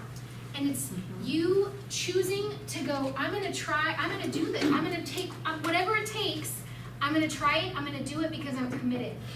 And we had an agent who meant well in wanting to do his 10-4 activities in Ignite. And I'll never forget, he's like, I'm going to go grab a clipboard, and I'm just gonna go and walk through parks, walk through public places where people are, I'm gonna go to where the people are at, and I'm gonna get my clipboard. And so he had his clipboard, and he just walked around the park. Hi, curious, how's it going today? I've got a few questions. Do you have a minute? Absolutely. Do you own a home? I do. Do you like where you live? No. You don't like where you live? Why is that? Neighborhood. So do you have someone that you would call if you wanted to go and look at a house right now? No, I don't. Okay, I'd love to interview for the job. You know who that was? Rookie of the Year, Andre Bohal. Ask him about his clipboard. Whatever it takes. We had another agent, committed in the business, whatever it takes, this is gonna work. Whatever it takes. He held open houses, over 50 open houses in his first year of real estate. Over 50 open houses. Jonathan Harper. You know what his first closing was? Have you heard his first closing story? It was a floor call. Someone called wanting to look at a manufactured home. He went out and showed it. They had cash. They bought it. He came back to the office. An agent helped him write it up. He's like, this is easy. I don't know what all these agents are complaining about. Because he was doing the activities. Are you putting yourself in the path of potential business? Open houses, floor time, door knocking, looking up, carrying a clipboard. Are you wearing your name tag everywhere you go? It works. You go, you just put it on, and Nancy was sharing a story the other day where she put it on, checked in for a doctor's appointment, and the girl at the front desk was like, oh, I didn't know you were in real estate, I need to sell my house. She got to leave. Are you doing the activities, whatever it takes? One of the best things you could do right now is go grab some red bags. Red Day is the opportunity to give where we live. And what an awesome excuse. Well, I don't really want to call them bother people. We feel that way when we don't feel like we're doing something of value. Supporting Charlie's Dinosaur by bringing in these bags and filling them with the items they need right now is the easiest call to make. Nancy, I'm one of your clients. Call me. Tell me about Red Day, what you're doing. I'm really excited about this. This is what I've been doing. Okay, ring ring. Hi, this is Rebecca. Hi Rebecca, this is Nancy from Keller Williams. How are you? I'm good. Good to hear from you, Nancy. I am so excited to share something with you. As you know, Keller Williams does Red Day every year. This year it's on May 9th, and I have the honor of being, I don't have my script with me, but I do it different with everybody, but I am, I forgot what I was gonna say. Ambassador. It's kind of, there's a word that I have. Anyway, I'm going to email you a flyer, and then I'm going to stop by this week, if it's okay with you, and deliver some ride bags. What we're doing is we are collecting donations for Charlie's Dinosaur. Are you familiar with Charlie's Dinosaur? I'm not. You're not. So you can Google the Susan Cox Powell Foundation. It gives you all of the items that we're going to be giving you, but most people have. I have not met anybody or called anybody that hasn't been familiar with it. So I give them the website, they can go on, I tell a little bit about the story, and then they get really excited. And then, so this week I'm delivering ride bags. But my best story was I was getting my hair done last week, and I was talking to my hairdresser, and she went while my hair was sitting, and she filled up a bag with a bunch of stuff. And so now all of her hairdressers in the salon want bags, and 2 of them want to buy a house. So that's really cool. That's awesome. Yeah. Does that feel salesy? Good girl. No. Not salesy at all. Are you helping the community? Is it a good reason to get on the phone and call people, text them, Facebook them? You know, it's an opportunity to really go after contacting everyone with a true cause that you're passionate about and that you're being commissioned to go and do. It's a great opportunity. So, all right, guys, we're going to take a 5-minute break right now. Let's get started. Really good way to meet people. Are you learning anything new? Oh, yeah. Are you being reminded of things, right? Are you being reminded of good things? Yeah, I do have a comment. Yes. And it's very pushy, so tell me to be quiet if you want to. I think that these classes should be once a week, because I want all the knowledge right now. I know, I'm with you. I want it right now. You want to take it up a notch? That's good feedback. But that's just me. But we also have on the Keller Williams University, so I guess we can But take you're it up. so good at, and you're so good at teaching. It's nice to be in a group as well, so that you can feed off of other things that people think of that you're not thinking of. Yeah, you make me wanna go do this right now. Okay, that's awesome feedback, I appreciate that. And there's an opportunity for you to communicate how much you love me. One of my goals in the first quarter of 2019 is to apply to be Keller Williams University approved as a trainer. I really love the opportunity to go and teach these classes in other market centers. And so before we leave today, there's an opportunity where within Kelly going to the evals, that you can actually rate, like give me a score. And once I do that and I have the opportunity to gather, I need at least 75 evaluations. And then a couple of letters of recommendation. I have to go teach for Bruce Hardy in Spokane. There's quite a few hoops I have to jump through, and then I can apply. So you guys will help me by completing those evaluations. So please remind me before we leave today that that will happen, okay? Yeah. I'm so close. I'm so close. So the feedback is to maybe do this more frequently. And so what I would say to something like that is let's meet. Okay? Let's meet. Email me and say, I'm all in, I want to do this, I'm serious about 36 closed transactions, kick my butt, you have permission, let's Ha meet. ha ha, I don't know if I said all that, but yeah. You're intimidating. Take me out back and be like, that's you guys. Didn't you start your comment with this might be a little aggressive? Yeah. Pushy, she said pushy. I said pushy, you came back with aggressive. Well, pushy is aggressive. Alright. In a sweet Girl Scout way. She said she was ready to go right now. That's so good. Okay, now let's just pause for a minute. So, you're so cute. And let's talk about some of the things, because you're thinking them. Yeah, Rebecca, yeah, but blank. Like, I'll do that, but, like, let's just keep it real. Mm-hmm. Question. Yeah. So let's say you set out and want to make this, in this 3 hours, you wanna have, sending contacts. When you're getting, let's say you're calling for sale by owners and they're not picking up their phone, Mm-hmm. do you leave a message? Or do you- Absolutely. And how much information do you need? So the question is, if you're doing these calls and you're calling for sale by owners and they don't answer, do you leave a message? Personally, you guys know me, I'm a little old fashioned, so I always, I'll leave a message, except I think I did hang up on one of the carpet cleaners maybe. I might have done that. No, you left a message. You left 2 messages. Yeah. And then you have to Okay, recall. so I will most of the time make a habit of leaving a voice message always. Because one, I want to see if they're gonna follow up with me. And with a for sale by owner specifically, I would just say, hi, this is Rebecca Del Pozo, Keller Williams, Puyallup.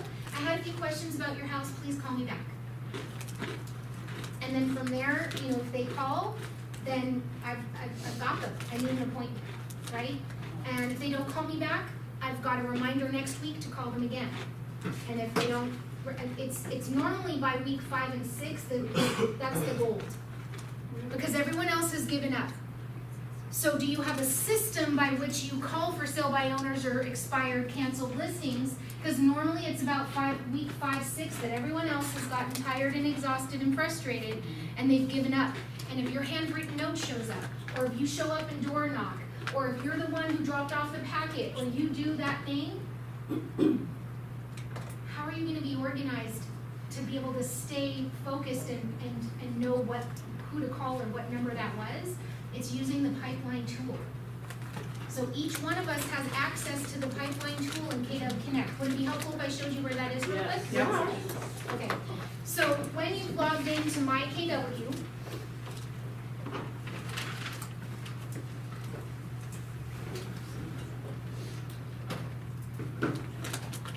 so let's just start right from the get-go so you can see. This is what it looks like, right? Mm-hmm. Okay, you're gonna click on education. And then you're gonna go to the very last option over here, hover over the word growth, and the very first option is called Career Growth Initiative. You're gonna click on this, and then you're gonna scroll down to the pipeline tool. On the far left-hand side is the download the tool button, and then on the right is the watch the quick video about this. I'll show you what it is.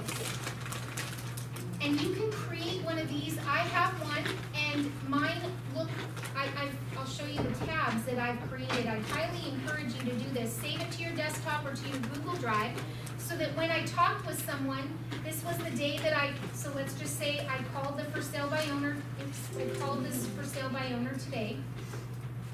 I'd love to hear you call for sale. Okay, we can make that happen. So the address, their name, the number that I called, and then what's the next step for the notes. And so I would have said voicemail, VM, and then the next one, the next one, the next one. This is a pipeline tool that you should have for every category of your business. This one's for listings, then there's buyers, and then there's a little plus. So on mine, it reads listings, help me Sarah, listings, buyers, sellers. So listing, buyers, recruit, thank you, referrals, and then my next one is profit share.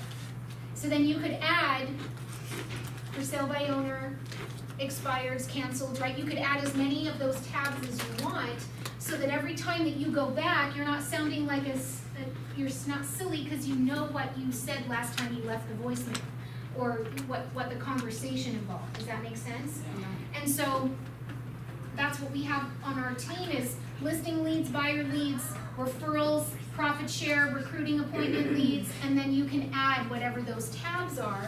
And then that way when you go and you click run sort by rating, then it sorts based on whatever you decide that number means to you. So it's one place that's quick and easy for you to be able to track your contacts. Totally separate from a database. Totally separate from a database. The database is anyone who I know, I've met, I want to follow up with. So sometimes people are on both, but for sale by owner isn't yet. I don't really have any information on them, so I'm going to put them on this and then follow up. This is one of the tools in the Career Growth Initiative. If you're not using this, it's one of the tools that they use to help our market centers grow over the years. So I would highly encourage you to use that tool. So that's a really great question. Thanks for asking it. And that was what Amanda had asked about too, is how do you keep track when you're doing your calls, what do you do? So for me, I'm making calls to other agents at other companies right now, and I've got the MLS open so that I can look and get their actual phone number, not the office number. I have Recruiting Bridge, which is my database open, so that as I add them, I put my notes in the day that I called them so that I know what the next step is. I have to send a note, or I've got to invite them to this or whatever else. And then I have Trend Graphics open, so I'm running their volume. So that when someone picks up the phone, I can actually have a conversation. Hey Nancy, it's Rebecca Del Pozo, Keller Williams. I just wanted to call you and congratulate you on a great year. Last year it looks like you closed about 20 homes. And I just wanted to see if you'd be open to hear about what those numbers would look like if you were here at Keller Williams. And those are the calls I'm making as team leader to help us grow our office and bring other top producing agents around us. And so for you and your business, you're gonna do the exact same thing. You're gonna have your lists and everything ready. You're gonna have the MLS, you're gonna have the real list, right? You're gonna have whatever your database pulled up, which is eEdge for now, right? Command is coming shortly, and you'll literally be able to then track, these are people that I wanna be putting on a drip campaign, or these are people that are not there yet, they're before that step, the for sale by owner, canceled listing, or whatever else. So from here, you'll move them into eEdge. Mm-hmm. Yep, absolutely. What other questions? Questions about what we talked about up until this point in class?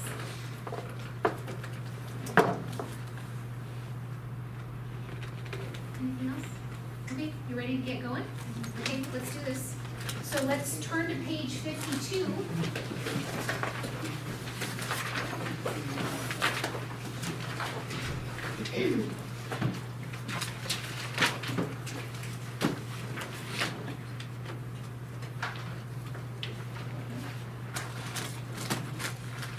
To be wired to win, you must be wired for leads.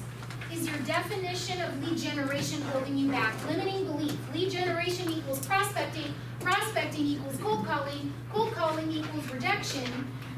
The unlimiting belief is lead generation equals business relationship building equals opportunity equals financial independence. So in that case of calling a for sale by owner, chances are they probably aren't going to take your call, or maybe they are going to, call you back, or I don't know, it depends, right? So are you willing to do the things to play the long game?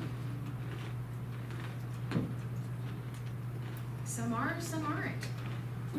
When you're doing anything, the whole point is these 4 goals of lead generation. Somebody read me number 1, please. Get an appointment for business.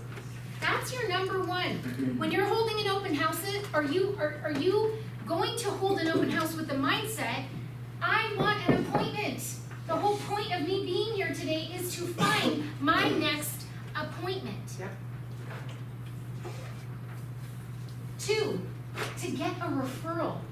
To get a referral for local, to get a referral for out of state, to get a referral of any kind, that would be the next potential opportunity, right? 3, build a relationship for future business and referrals. So someone comes through that open house or your door knocking and they go, well, we don't need to sell right now, but we will someday. Okay, great, that's a future listing appointment, right? So are you tracking who that person is? Do you take a picture of their house number as you're walking away? Are you using the app we talked about last week? Anyone logged in and used that? Spotio? It's a free app, Spotio. When you pull it up, don't pay for anything, it's free. Spotio is a free app, and when you open it up, it has your GPS, and it will actually show you the actual buildings of where you're at, and when you tap on the building or the house that you're at, then you can actually put little notes. So this is one of the tools I use when I'm trying to remember my neighbors' names and their pets' names and their kids' names. It's a free app, there's a paid version, don't pay, just use the free. Tap on it, and so if I went to, okay, would it be helpful if we played this out? Sure. Okay, so, hi, I'm Rebecca. Hi, nice to meet you. I'm Brenda. Brenda, nice to meet you. The reason I'm coming over is because I just held an open house over here, and you're a twin. I was looking at the floor plan of that house. You're a twin of that house. Oh yeah, we're about the same time. Yeah, so have you been in that one recently? No, I didn't really know. They did this master bathroom model, so it looks a lot different now. And so I'd just be curious, would you want to go check it out? Sure. Okay. We can get in there? Yeah, so I've got the magic key. Yeah, let's go. So this is after I sat in open house and nobody came. Right. So let's pretend, right? So if you ask and they say yes, go show them, go back and go show the house. Because she just said yes, she just gave me a yes. And that's what you want. You want someone at yes. If she would have said no, so say no. No, I don't really want to go. Okay, so I understand. It's got this really cool master bath remodel. Could I text you the pictures so you could see them? Sure. Say no.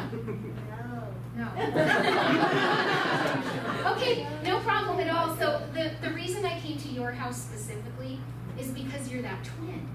So when this house sells, it's gonna give me a pretty accurate idea of what your house could potentially sell for, right? So would it be okay that when this house sells that I just follow up and let you know what the actual sale price was? No?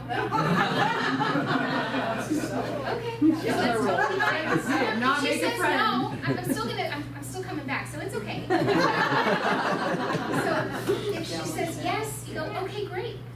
Well, I appreciate you answering the door for me, and one more question. If you were to guess, so all these houses right here, who do you think was next to sell? Probably my neighbor. Oh, Right really? here next to me. Why is that? I heard him talking the other day. I was in East Rocky, but I heard him talking outside. Oh, okay. Okay, interesting. What are their names? Do you know? Sarah and Jessica. Okay. Well, I'll follow up with them. Thanks so much. I'd love to interview for the job. If you hear of anyone wanting to talk to a real estate agent, I'd love to interview for the job. Oh, okay. Thanks so much. Have a good afternoon. You too. So So then I go next door. Hey, I just met Brenda and she said you guys might be selling.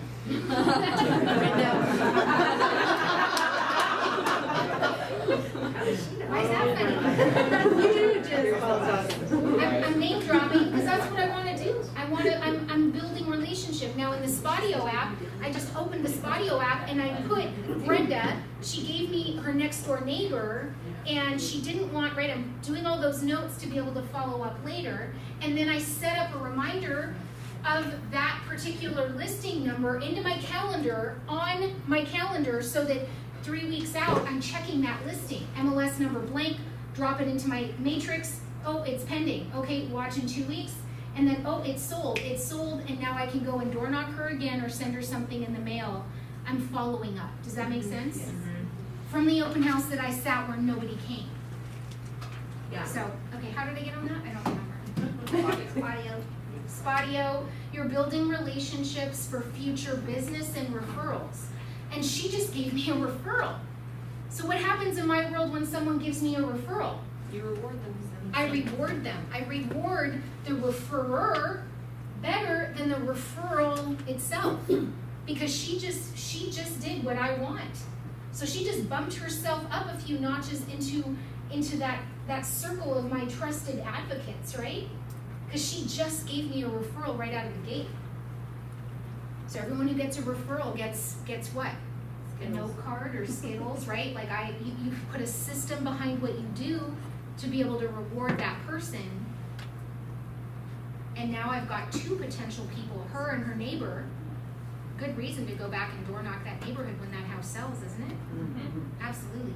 Now, what you want is when you knock on that door, that Brenda be the nosiest neighbor who is like in the know about everyone. Like she's the one that's like the HOA treasurer, or somebody that's in. Because when you ask that question, who do you think if you were to guess, like that's the script, finger out, point. If you were to guess, who do you think is next to sell?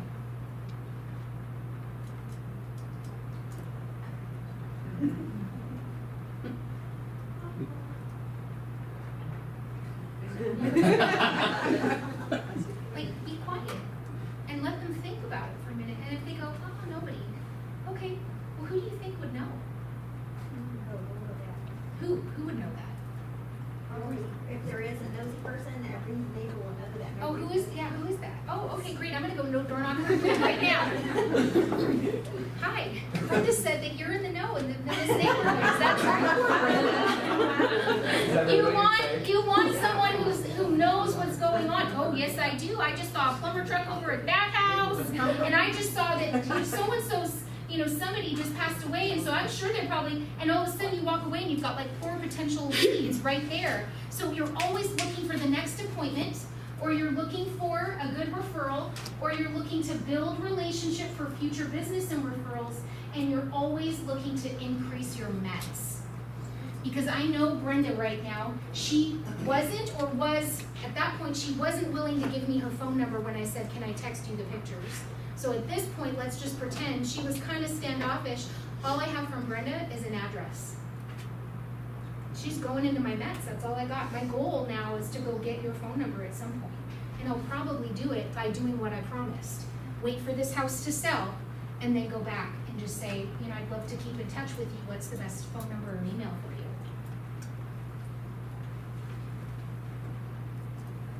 So where do you find leads? Leads are everywhere, and they're ready for the picking. If you don't go after them, someone else will. And those are the jackwagons of this business that shouldn't be licensed. Would you agree? Or do you want your clients to be taken advantage of and treated horribly? No.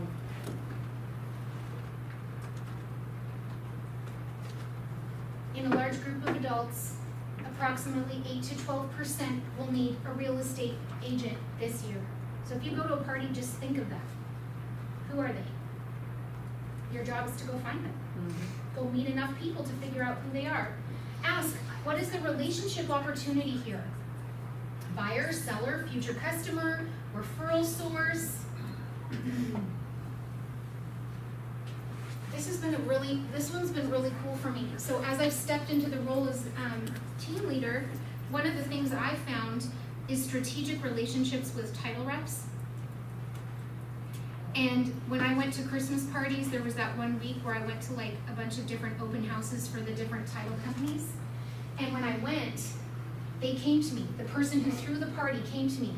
And then we kind of stepped back, and I remember one of them, she was like, okay, so this one, that one, this one, that one, that's who you need to go talk to. I got it, thanks.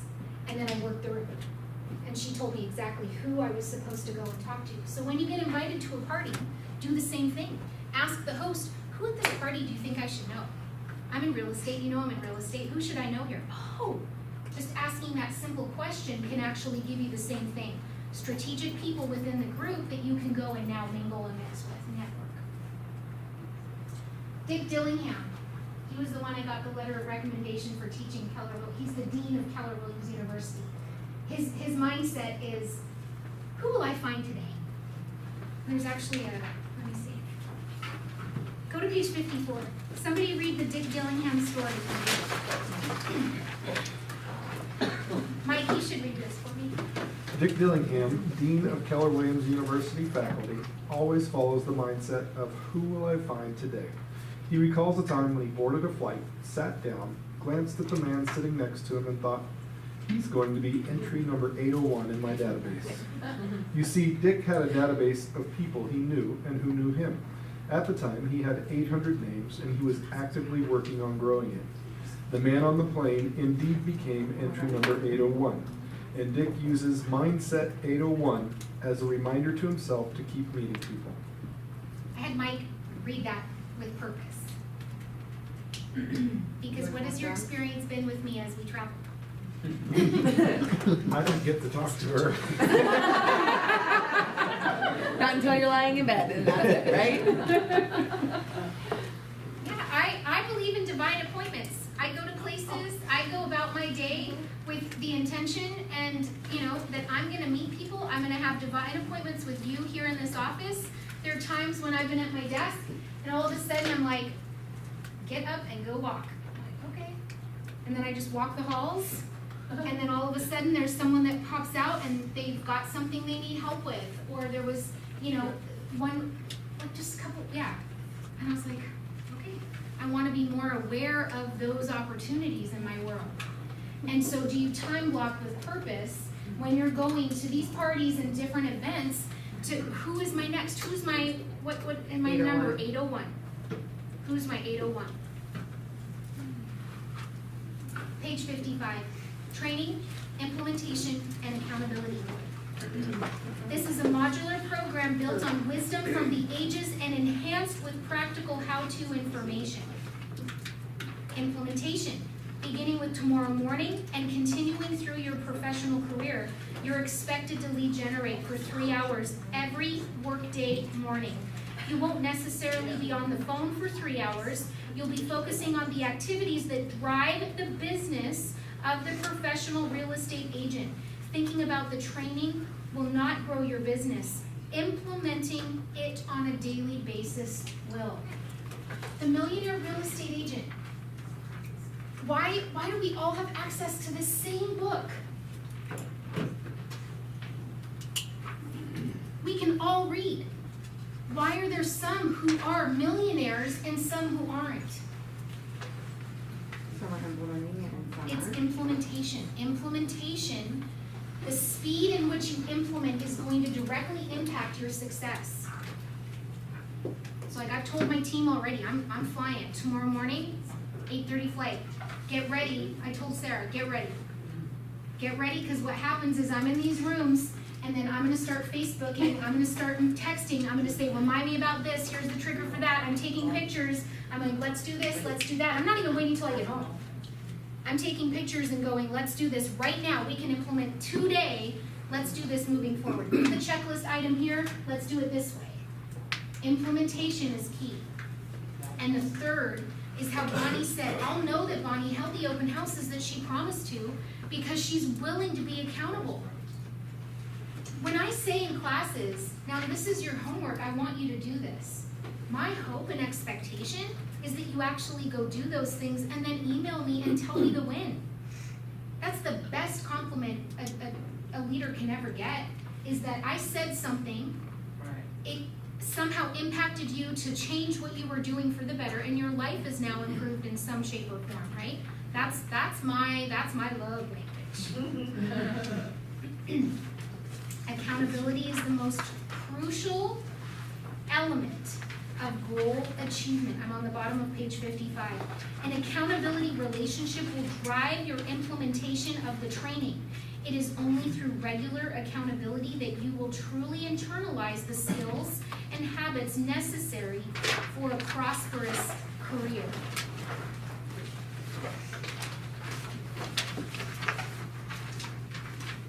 Regeneration training.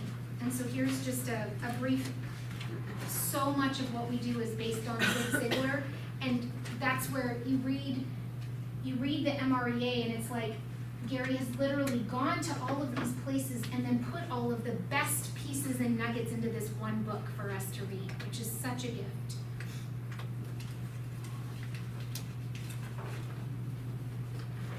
Page 58. Here is the core snap of how you're going to build your business. And then on page 59, 60, and 61, it talks specifically about each one. So if you are the fast tracker who wants to keep moving forward, you can refer to this, and then we could sit down and then just put a time frame together for you to be able to work through each one if you don't want to wait every month. All right, so 62. How do we implement what it is that we're talking about today?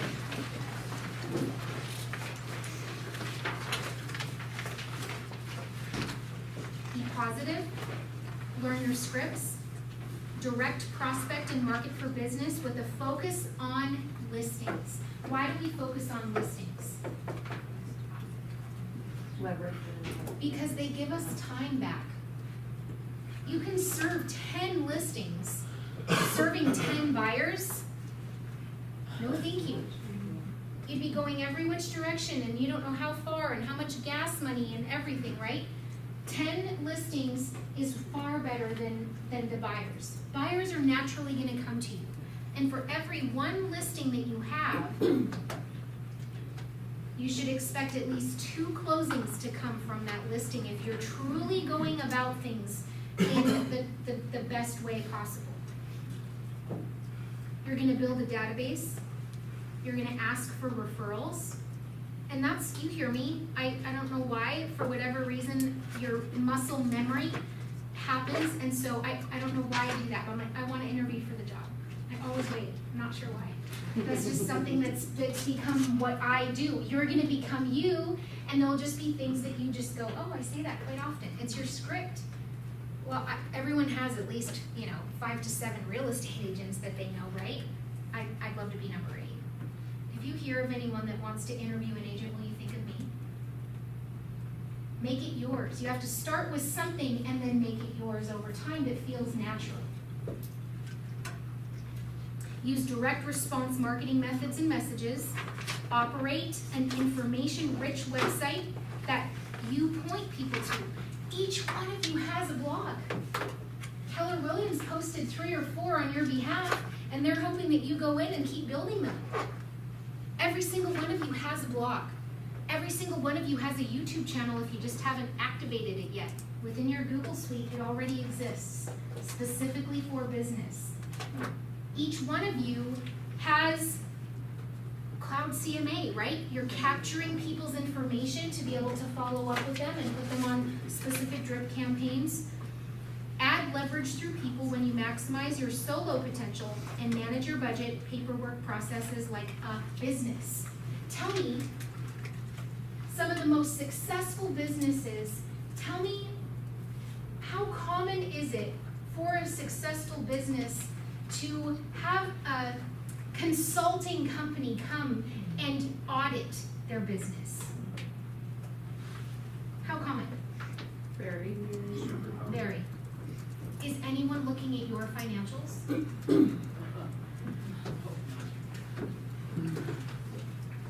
Because that's kind of where it begins. If you don't, I'd love to be the first if you trust me. I'm not a CPA, I'm not a financial planner. However, if you want to just start there and we can just start with the basics, I'd love to help you. Because when the market shifted, you guys, I remember it was through a guy at the church who was through Dave Ramsey, and we sat down and we just gave him all of our bank statements. We gave him our mortgage and how the adjustable rate mortgage was literally gonna go from $1,700 a month to $2,900 a month. And I'd hurt my back and I was physically not able to show houses. And I just remember going, this is where we're at. Like, this is the reality. And so he's like, okay, I'll look through all your numbers and I'll get back to you with what I would suggest you do. I had to go through line by line. One of the best things you can do is just call your credit card company and say that you lost your card and they'll send you a new one. And then that forces you to have to go back and create a document of everything that was on an automatic. Agents are getting nickeled and dimed by $39.99 a month. It's not the way to run your business. And it's healthy. It's normal. Talk to any of the top agents in the office. They know their numbers and they know their expenses right down to the penny, and the only way you can do that is to have a get real conversation. So that's my offer to you, is if you're serious, you're like, I want to do this, then email me. Let's have a conversation and we'll do that. Let's do an audit of the business. That's one of the reasons that you're on the ALC. I remember you told the group, you're like, I need accountability, and I know that that monthly conversation and reminder of how much are my expenses, it makes you think, doesn't it? When I go to spend money, it makes you go like, I know I'm gonna have to go and I'm gonna have to explain to somebody why I did this. It's good, it's healthy, totally healthy. So. Can you say that again?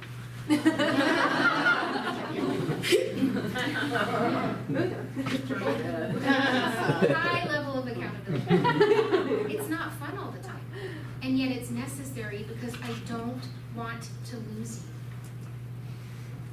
As the market shifts, you're going to go longer and longer between paychecks. The only way you're going to survive in a shifting market is to have a good list of inventory, to know your numbers, and to be someone who truly runs your real estate business like a business. And if it's a true business, then a self-audit every now and then is totally normal. Totally normal. Okay. So somebody, will you read page 63? It says, every single workday morning. Someone read that for me, please. Every single workday morning, you should time block for 3 hours of lead generation. These 3 hours of lead generation are your key to success. If you've previously been successful without these 3 hours, it was luck. If you'd like to plan for regular success, adopt a regular habit of 3 hours of lead generation every workday morning. It's what it takes, you guys. This is it. This is how you are going to thrive in your business. The performance formula for champions: consistent time put in on a specific task over an extended period of time. All right, so we're gonna put it all together on page 66. This is where you can do a self-audit of your business. What's your currently as of, so dog ear this page because you're gonna wanna do this as your homework. What's your annual GCI, your closed transactions, annual transactions from what lead gen source, annual transactions from what lead gen source, and normally people have about, 2 or 3, right? Give me a few examples of lead gen source. Sphere. Open houses. Door knocking. Door knocking, yeah, you're just gonna pick Expireds. at least 3, right? Because your stool, if it's a stool, needs to have at least 3 solid legs. So you wanna have 3 at least. And then number of Mets in your database. Can you tell me that? How many people are in your Mets database? Just takes a few minutes to log into eEdge and be able to say it. Whatever that actual number is, should be on your 411. So start by filling in the blank of what currently, as of today, how many do you have? And you know what? It doesn't have to be large.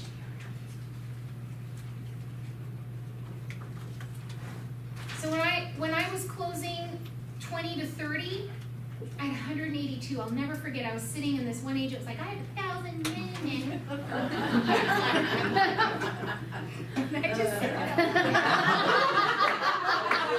And I just remember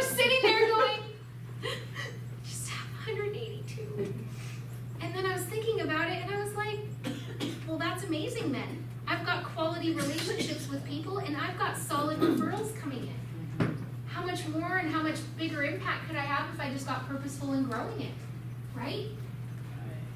If you right now, if your conversion is that you go on every listing appointment and you get it, you're not talking to enough people. Period. Because what happens with successful agents is as you start adding in something like calling for sale by owners, you're not going to get everyone, are you? No, because they don't know you. Why should they trust you? So if you have that, oh, I take every listing I go on, that's great, I'm happy for you, and that means you probably need to add a new leg to your stool. And then number of Mets goal of how many you personally, what is your goal? Remember we talked about it. What is your goal to add to your database? If you're not doing one consistently right now, then start there. One a day. I'm winning the day if I add one new. One new to my database, winning the day. One connect, one note card, and I preview one house. And then as I pull out of the driveway of that house, I'm calling the listing agent. Hey Rachel, it's Rebecca. I just went and previewed your listing real quick and wanted to say what a great house.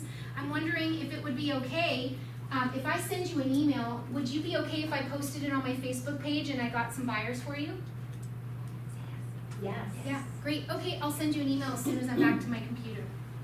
Previewing homes isn't just for the sake of walking through a house, it's for what can happen next. All I do is I email Rachel, Rebecca, remember our phone call? Please reply with yes, I'd love to market your listing number blank.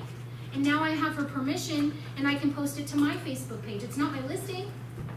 I have it in writing in an email and I can publish, email anyone in the office and ask if you can do that. And you can publish that all day long. So on your Facebook page, you've got stuff to post. If it's just one, start with one. Work your way up to the 10. And then work your way up to 14, 15, 16, 17, how many you need to win the day. All right, power of one, page 67. Time on the task beats talent every time. And when you follow these 3 rules, you're making sure that you put in the right amount of time on the right task. 1, time block 3 hours every workday before noon. 2, no skipping. If you must erase, then you replace. And 3, no interruptions unless they truly are emergencies. So the reality is if I tell you to go and do this next week on Monday, you probably can't. Because right now I'm guessing you have Monday already kind of set. You might even have all the way till like the next 2-3 weeks set, right? So what I want you to do is go out when things start to kind of open up a little bit more. For me, it's normally about 2 weeks. Things are a little more open on my calendar. Start there. Start blocking right now in the calendar where that opening kind of happens for you. If you don't have anything tomorrow, then it starts tomorrow for you. And then just say, I'm gonna start with and then block. And for some of you, it's gonna be different. You may be working another job right now, so it's gonna look different. Maybe it's only gonna be 1 hour. Maybe it's only gonna be 30 minutes. In my opinion, that's a win, wouldn't you say? 30 minutes in a week is gonna be more than you did this last week on purpose. That's true.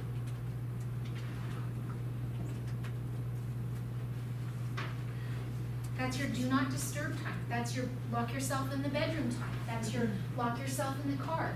Start with 30 minutes and see how it feels. Hey Siri, set a timer for 30 minutes and just start there. On 68, it gives you an example. And if you need help with this, was anyone with me when I did the 411 time blocking class? We talked about calendaring. And so if you need help or you want someone to look at your calendar, just take a picture of it and email it to me. Screenshot it, send it to me, and have another set of eyes. Look at your calendar and just see if you're being the most productive that you can with your time. Okay, so now what we're gonna do is we're gonna switch gears for the last 15, 20 minutes. Because in looking at this, I found that the next session, the official session number 1, was more stuff that you have to be able to time block to reflect and actually go through to, like on your own. So what we're gonna do is we're gonna keep moving forward. In your packet now, flip a couple pages, and you're gonna see that it talks about lead generation session number 1. So for my friend who wants to keep moving forward and making it happen, we're doing that right now, okay? Yeah, girl. Okay, so you're building validity and positioning. Turn to page 5. You are a real estate professional. Say that out loud. I am a real estate professional. You are qualified. Say that. I am qualified. Because you've gone through your 90 clock hours here in Washington State. You know more than most people. That's true. And the reality is, they have too much information coming at them all the time. Google confuses people. What's the best day to put the house on the market? And you'll get 50 different answers. And there's only 7 days in the week. People need you. They need you to call them. They need you to call them. So what you're going to do is now build your USP, unique selling proposition. Why should someone hire you over the other agent, over your competition? So on the bottom of page 5, it's talking about building it. Your personal validity, how you describe yourself. Step 2 is how others describe you. Step 3 is define what you do in your way of doing customer service. And then 4 is create your value proposition. And that's how you put together who you are uniquely. So I took a class, and I'll never forget, she just said, you have to be you. Like, there's nothing more awkward for, like, you know, the newbie agent that comes in wearing a suit and you know he never has worn a suit before. Like, it's just awkward to watch. I feel bad because there's just like, it's just awkward. You know what I mean? Be you. If you normally, you know, dress a certain way, you do need to be business casual and you need to present yourself well. But what I mean is just be who you are. Tell your story. And one of the best ways to do that is to write a good bio, which this is going to talk about in a minute. So the instructor challenged me. She said, well, what do you do when you're not selling houses? So Chad, what do you do when you're not selling houses? I spend time with my family. Yeah, that's great. Susan, what do you do when you're not selling houses? I spend time with my family also. Okay. Outdoor activities. I like to Outdoor? do. Mhm. Like what? I like to garden. I like to ski. I like to. That's cool. So do you have pictures of you doing that on your business page right now? On my business page, no, not on my business page. So that's an opportunity, right? Do you have that noted in your bio on KW Connect right now? Where when someone looks for a referral partner in Puyallup and you pop up and they read something, like I love Debbie. Debbie has a picture of her dog as her business picture, people. She loves her dogs. I love that. So you being you is only going to attract more business to yourself. And so one of the best ways to go about this isn't in the book, is think of someone that you worked with or worked for. Does someone come to mind? Think of someone you worked with, worked for before real estate. So who comes to mind for you? An old coworker. An old coworker. Perfect. So what I want you to do after class is text your old coworker and just say, can I ask a favor? If you were to describe me in three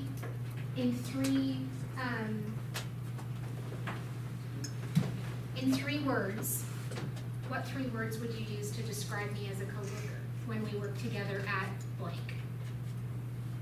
That wouldn't be weird for someone if that's a true friend or coworker that knew you inside and out, in day out, right?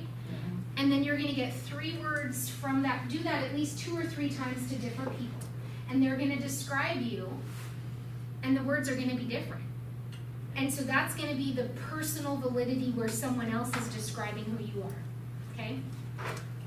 And then what's gonna happen is you're gonna think back to when you put together a resume when you were interviewing for a job before real estate. What would you have put on there? Are you driven? Are you tenacious? Are you passionate? What are you passionate about? Are you committed? Are you loyal? And so what you're gonna find here is, okay, I'm jumping ahead a minute. Okay, so step one is describe yourself. So if you spent the last 10 years raising children, you may have superior group management. Absolutely. You may be an expert in conflict resolution and negotiating skills. If you've been the treasurer for your church, you may have impeccable integrity and financial skill. If you've been an engineer, you may excel at implementing systems and handling details. So can you hear? Examine your experience and make it relevant to real estate by putting it together. Start with your resume on page 9. Then consider what you know. Did you study something in school? I love looking at Linda's pictures. When she's not selling houses, she's snapping pictures. Like, absolutely love it. I know, because it's who she is. So does your bio say that? Do you have a part of your website where your personal blog, like the blog part is just personal photos, or like you be you in what you're doing, and you're going to attract more people? And then finally, what attitudes and beliefs have you accumulated as a result of your experiences? And then you turn it into making it relevant. And so what you're going to want to do for homework is page 10. It says now the most important factors to buyers and sellers. Sellers was the reputation of the real estate agent. They wanted someone to be honest and trustworthy, knowledge of the neighborhood, they're friendly, or they're a friend or a family member. Agent is caring, personality, good listener. So read through this, and then it asks you now, describe yourself. How do you describe yourself? So page 11 and then 12 walks you through the steps to answer these questions, so then you can go and put together a phrase or something that describes why someone would want to hire you. Then the next one is how others describe you, right? So send a few of those texts out or Facebook someone and say, hey, when we work together at blank, what are 3 words that you would use to describe me? Now, if that is someone who quickly responds to that kind of a text, they're already a raving fan. Have you asked them for referrals? Maybe, Bonnie, the person that you text and say, hey, when we used to work together, what are 3 words that describe, and they respond back with just heartfelt, and you're just like, whoa, that's amazing, thank you so much. Could I ask for your help? And then you say, would it be okay if I, run some different ideas of client events that I'm thinking about doing this year by you and get your input on that? Or would it be okay if I come and, I'm new in real estate, and so would it be okay if I came and pretended that you were selling your house in the next 6 months and I could do my listing presentation with you and you could give me feedback? That person already knows you. That person likes you, they trust you, they've worked together with you, and they know you're new in real estate. So it wouldn't be an awkward conversation to just go, hey, my crazy trainer said I have to call and practice my listing presentation. Would it be okay if I booked an appointment to come and do that with you sometime? Would that person give you an hour of their time? Maybe. Would it be worth an ask? They already like you. And if they see you in action as a real estate agent, then they're most likely to refer to you too. So collect what people say about you is that exercise on page 15. And then page 17, it says real estate is a local business driven by the agent. So in my opinion, don't go and just hold open houses anywhere. Hold open houses where you know the hood, where you know where the schools are. You know how it's a 15-minute walk to Target from here. Yeah, go hold open houses where you have that confidence, shoulders back, and you don't even have to check anything. You can just talk with that kind of confidence because it's a neighborhood that you're familiar with. Any thoughts on that?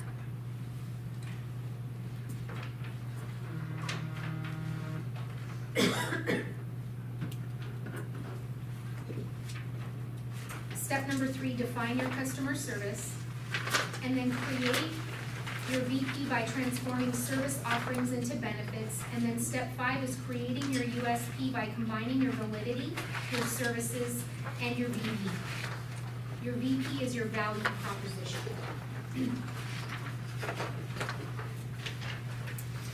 Page 18 and 19 shows you what sellers want,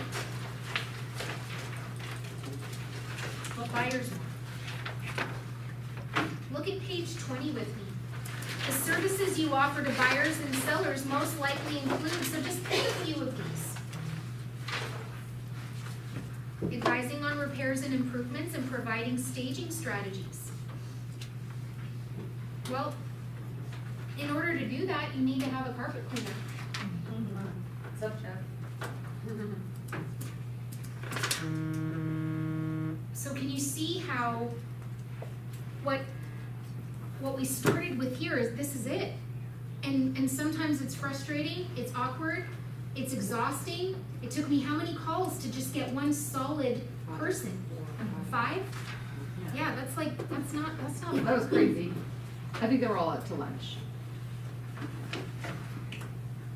Like physically out to lunch or out to No, I think they were physically out to lunch. It was 12:30, so I think they were out to lunch. And that's what it takes. And so, is it frustrating? Absolutely. When I'm going in, so, and we keep doing it. Because it's what we're doing. It's our job. We are in the lead generation business. If you don't have enough leads, really, we shouldn't be calling ourselves a real estate agent yet.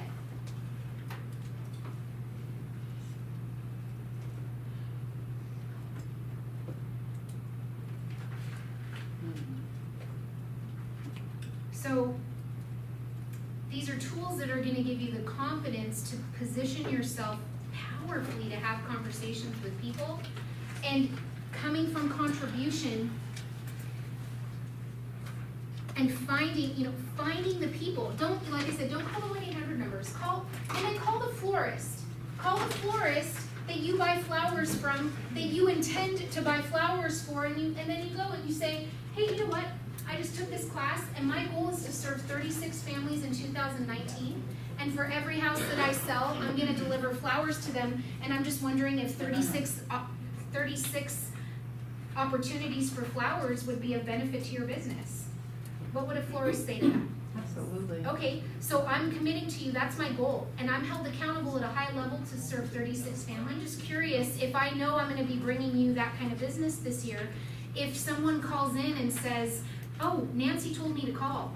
If the code word is Nancy, would you be willing to give some sort of a discount to my clients or friends for that? What would someone say? They might say, yeah, I'll give 10% off of every order if they say Nancy. Okay, perfect. Is it okay if I follow up with you every month and just check in with you and see?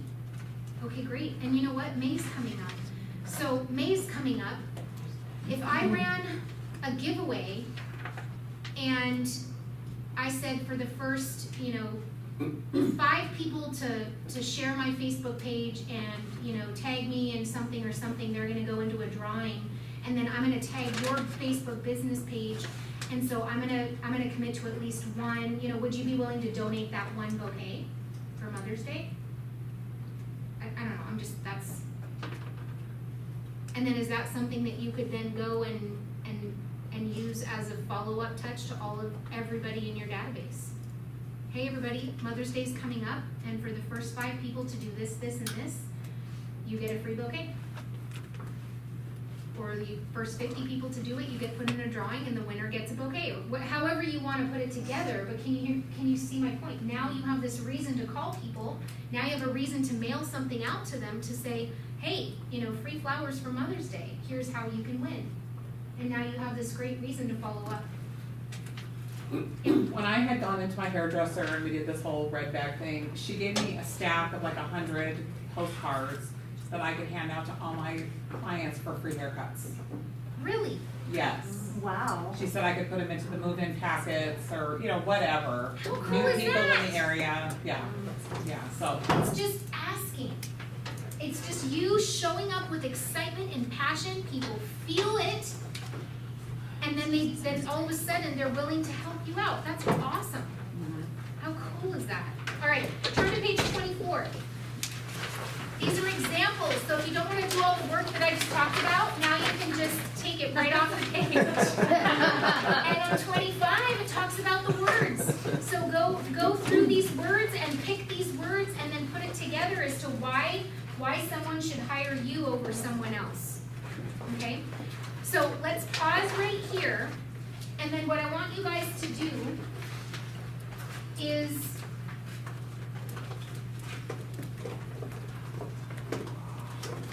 pull out your phones, and let's go to the Kelly app.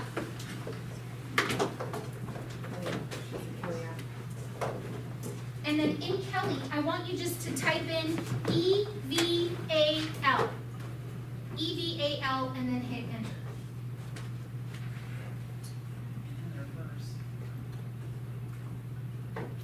What'd you say it was?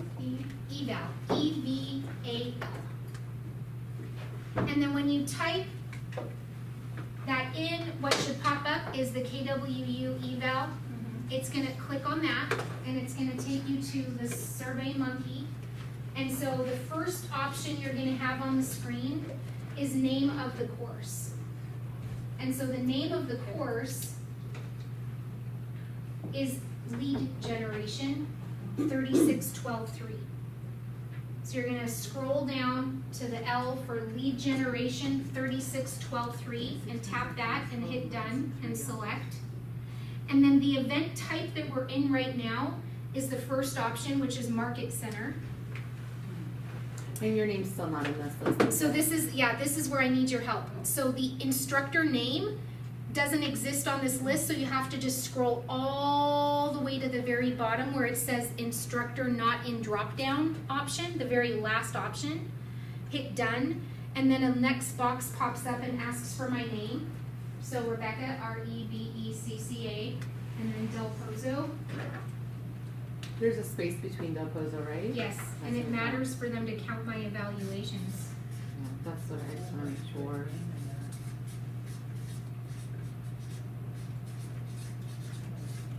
So Rebecca Del Pozo, and then you get to rate the presentation and the instructor, and then any comments and questions that they have, and then hit done. And that is gonna mean a lot to me, you guys, so that I can keep moving forward in my goal as a trainer.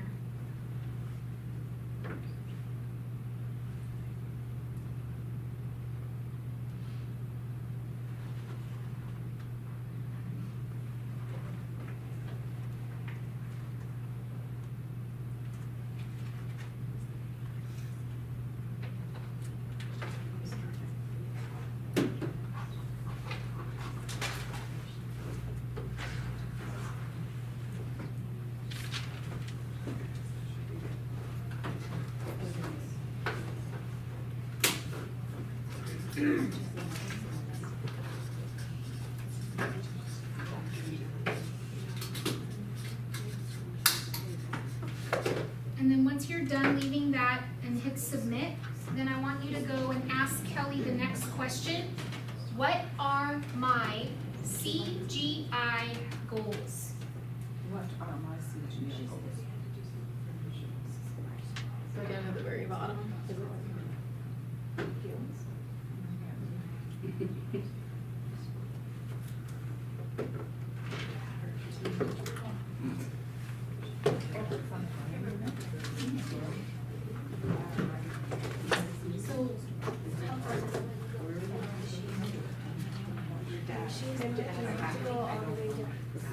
So your sign-on is your same username and password as your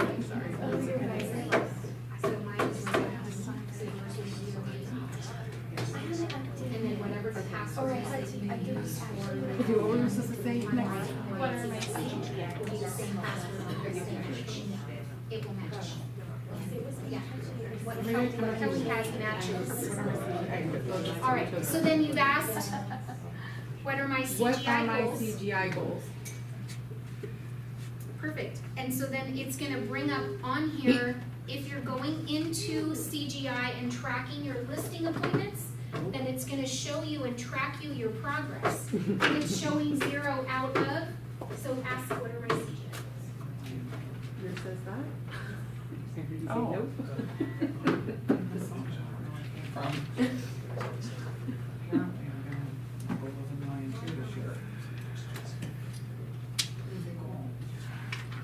When you go on a listing appointment, you log it in here, right here under your CGI performance this month.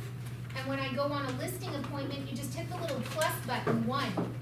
So my goal is to go on 5 to hit this month. I'm 20% to goal because I've gone on 1. As I keep going on listing appointments, then this is gonna track it for me.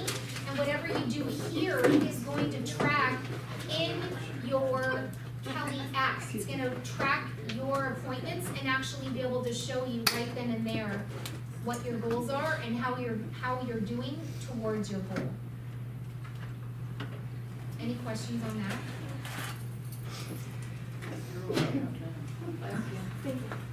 Thanks for doing those evaluations for me, you guys.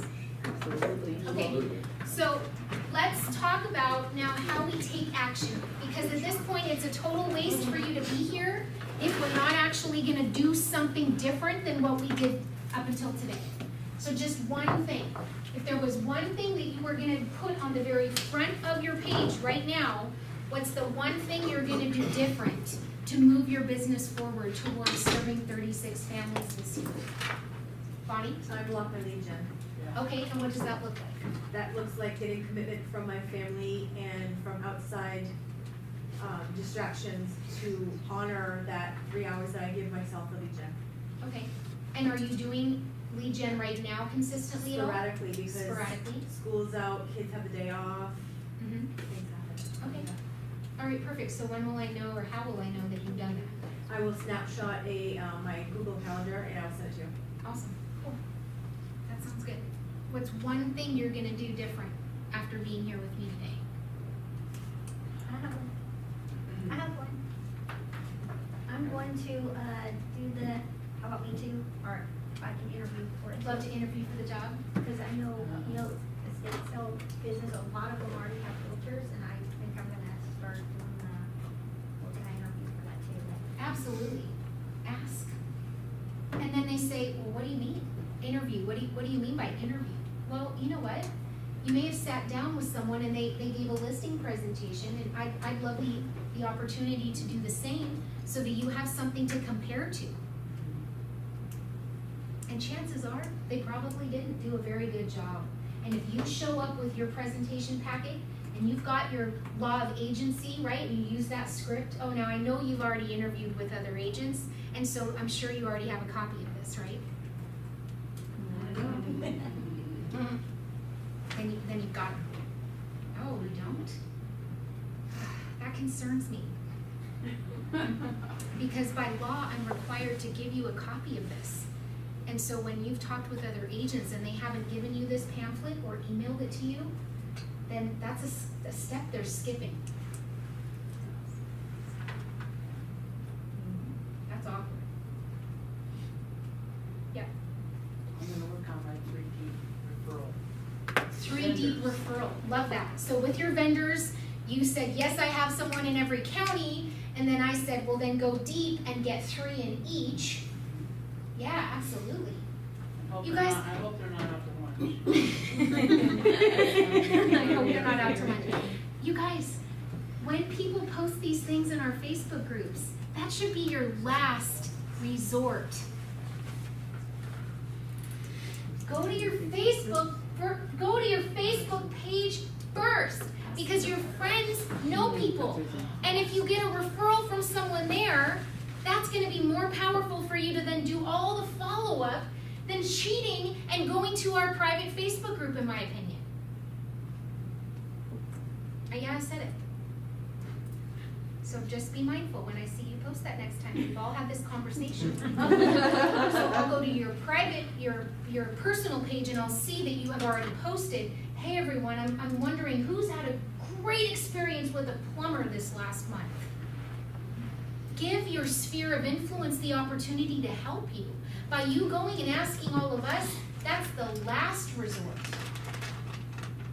So going 3 deep with your vendors. I love that. Love that. What else? What are you gonna do different after being? Just that one other thing about that is that in the past, I've had so many people drop off the map through the changes of real estate with everything happening, you know, car crashes and all, that, you know, it just wipes them out, and then you have to start all over, and that's kind of what I think that. Yeah. Because one isn't enough. One isn't enough. It's true. It's true. Yep. So 3 deep. That's good. What else? Like I am totally reminded of the red book almost says start first thing in the morning, 3 hours first thing in the morning instead of putting it off until all week long. I've been trying to make my numbers, and I have to cut off making calls around 7:30, 7:40. Like you can't call super late, Right. and it's only because I'm not starting first thing in the morning. So 3 hours time block first thing in the morning, and I already have my maps coach. I'm supposed to be texting once I make my numbers. And, Okay. So yeah. I love that. That's good. All right. Before I forget, we should snap a picture real fast because this is a big group of people, and you guys are serious about building your business. And Valentine's Day too.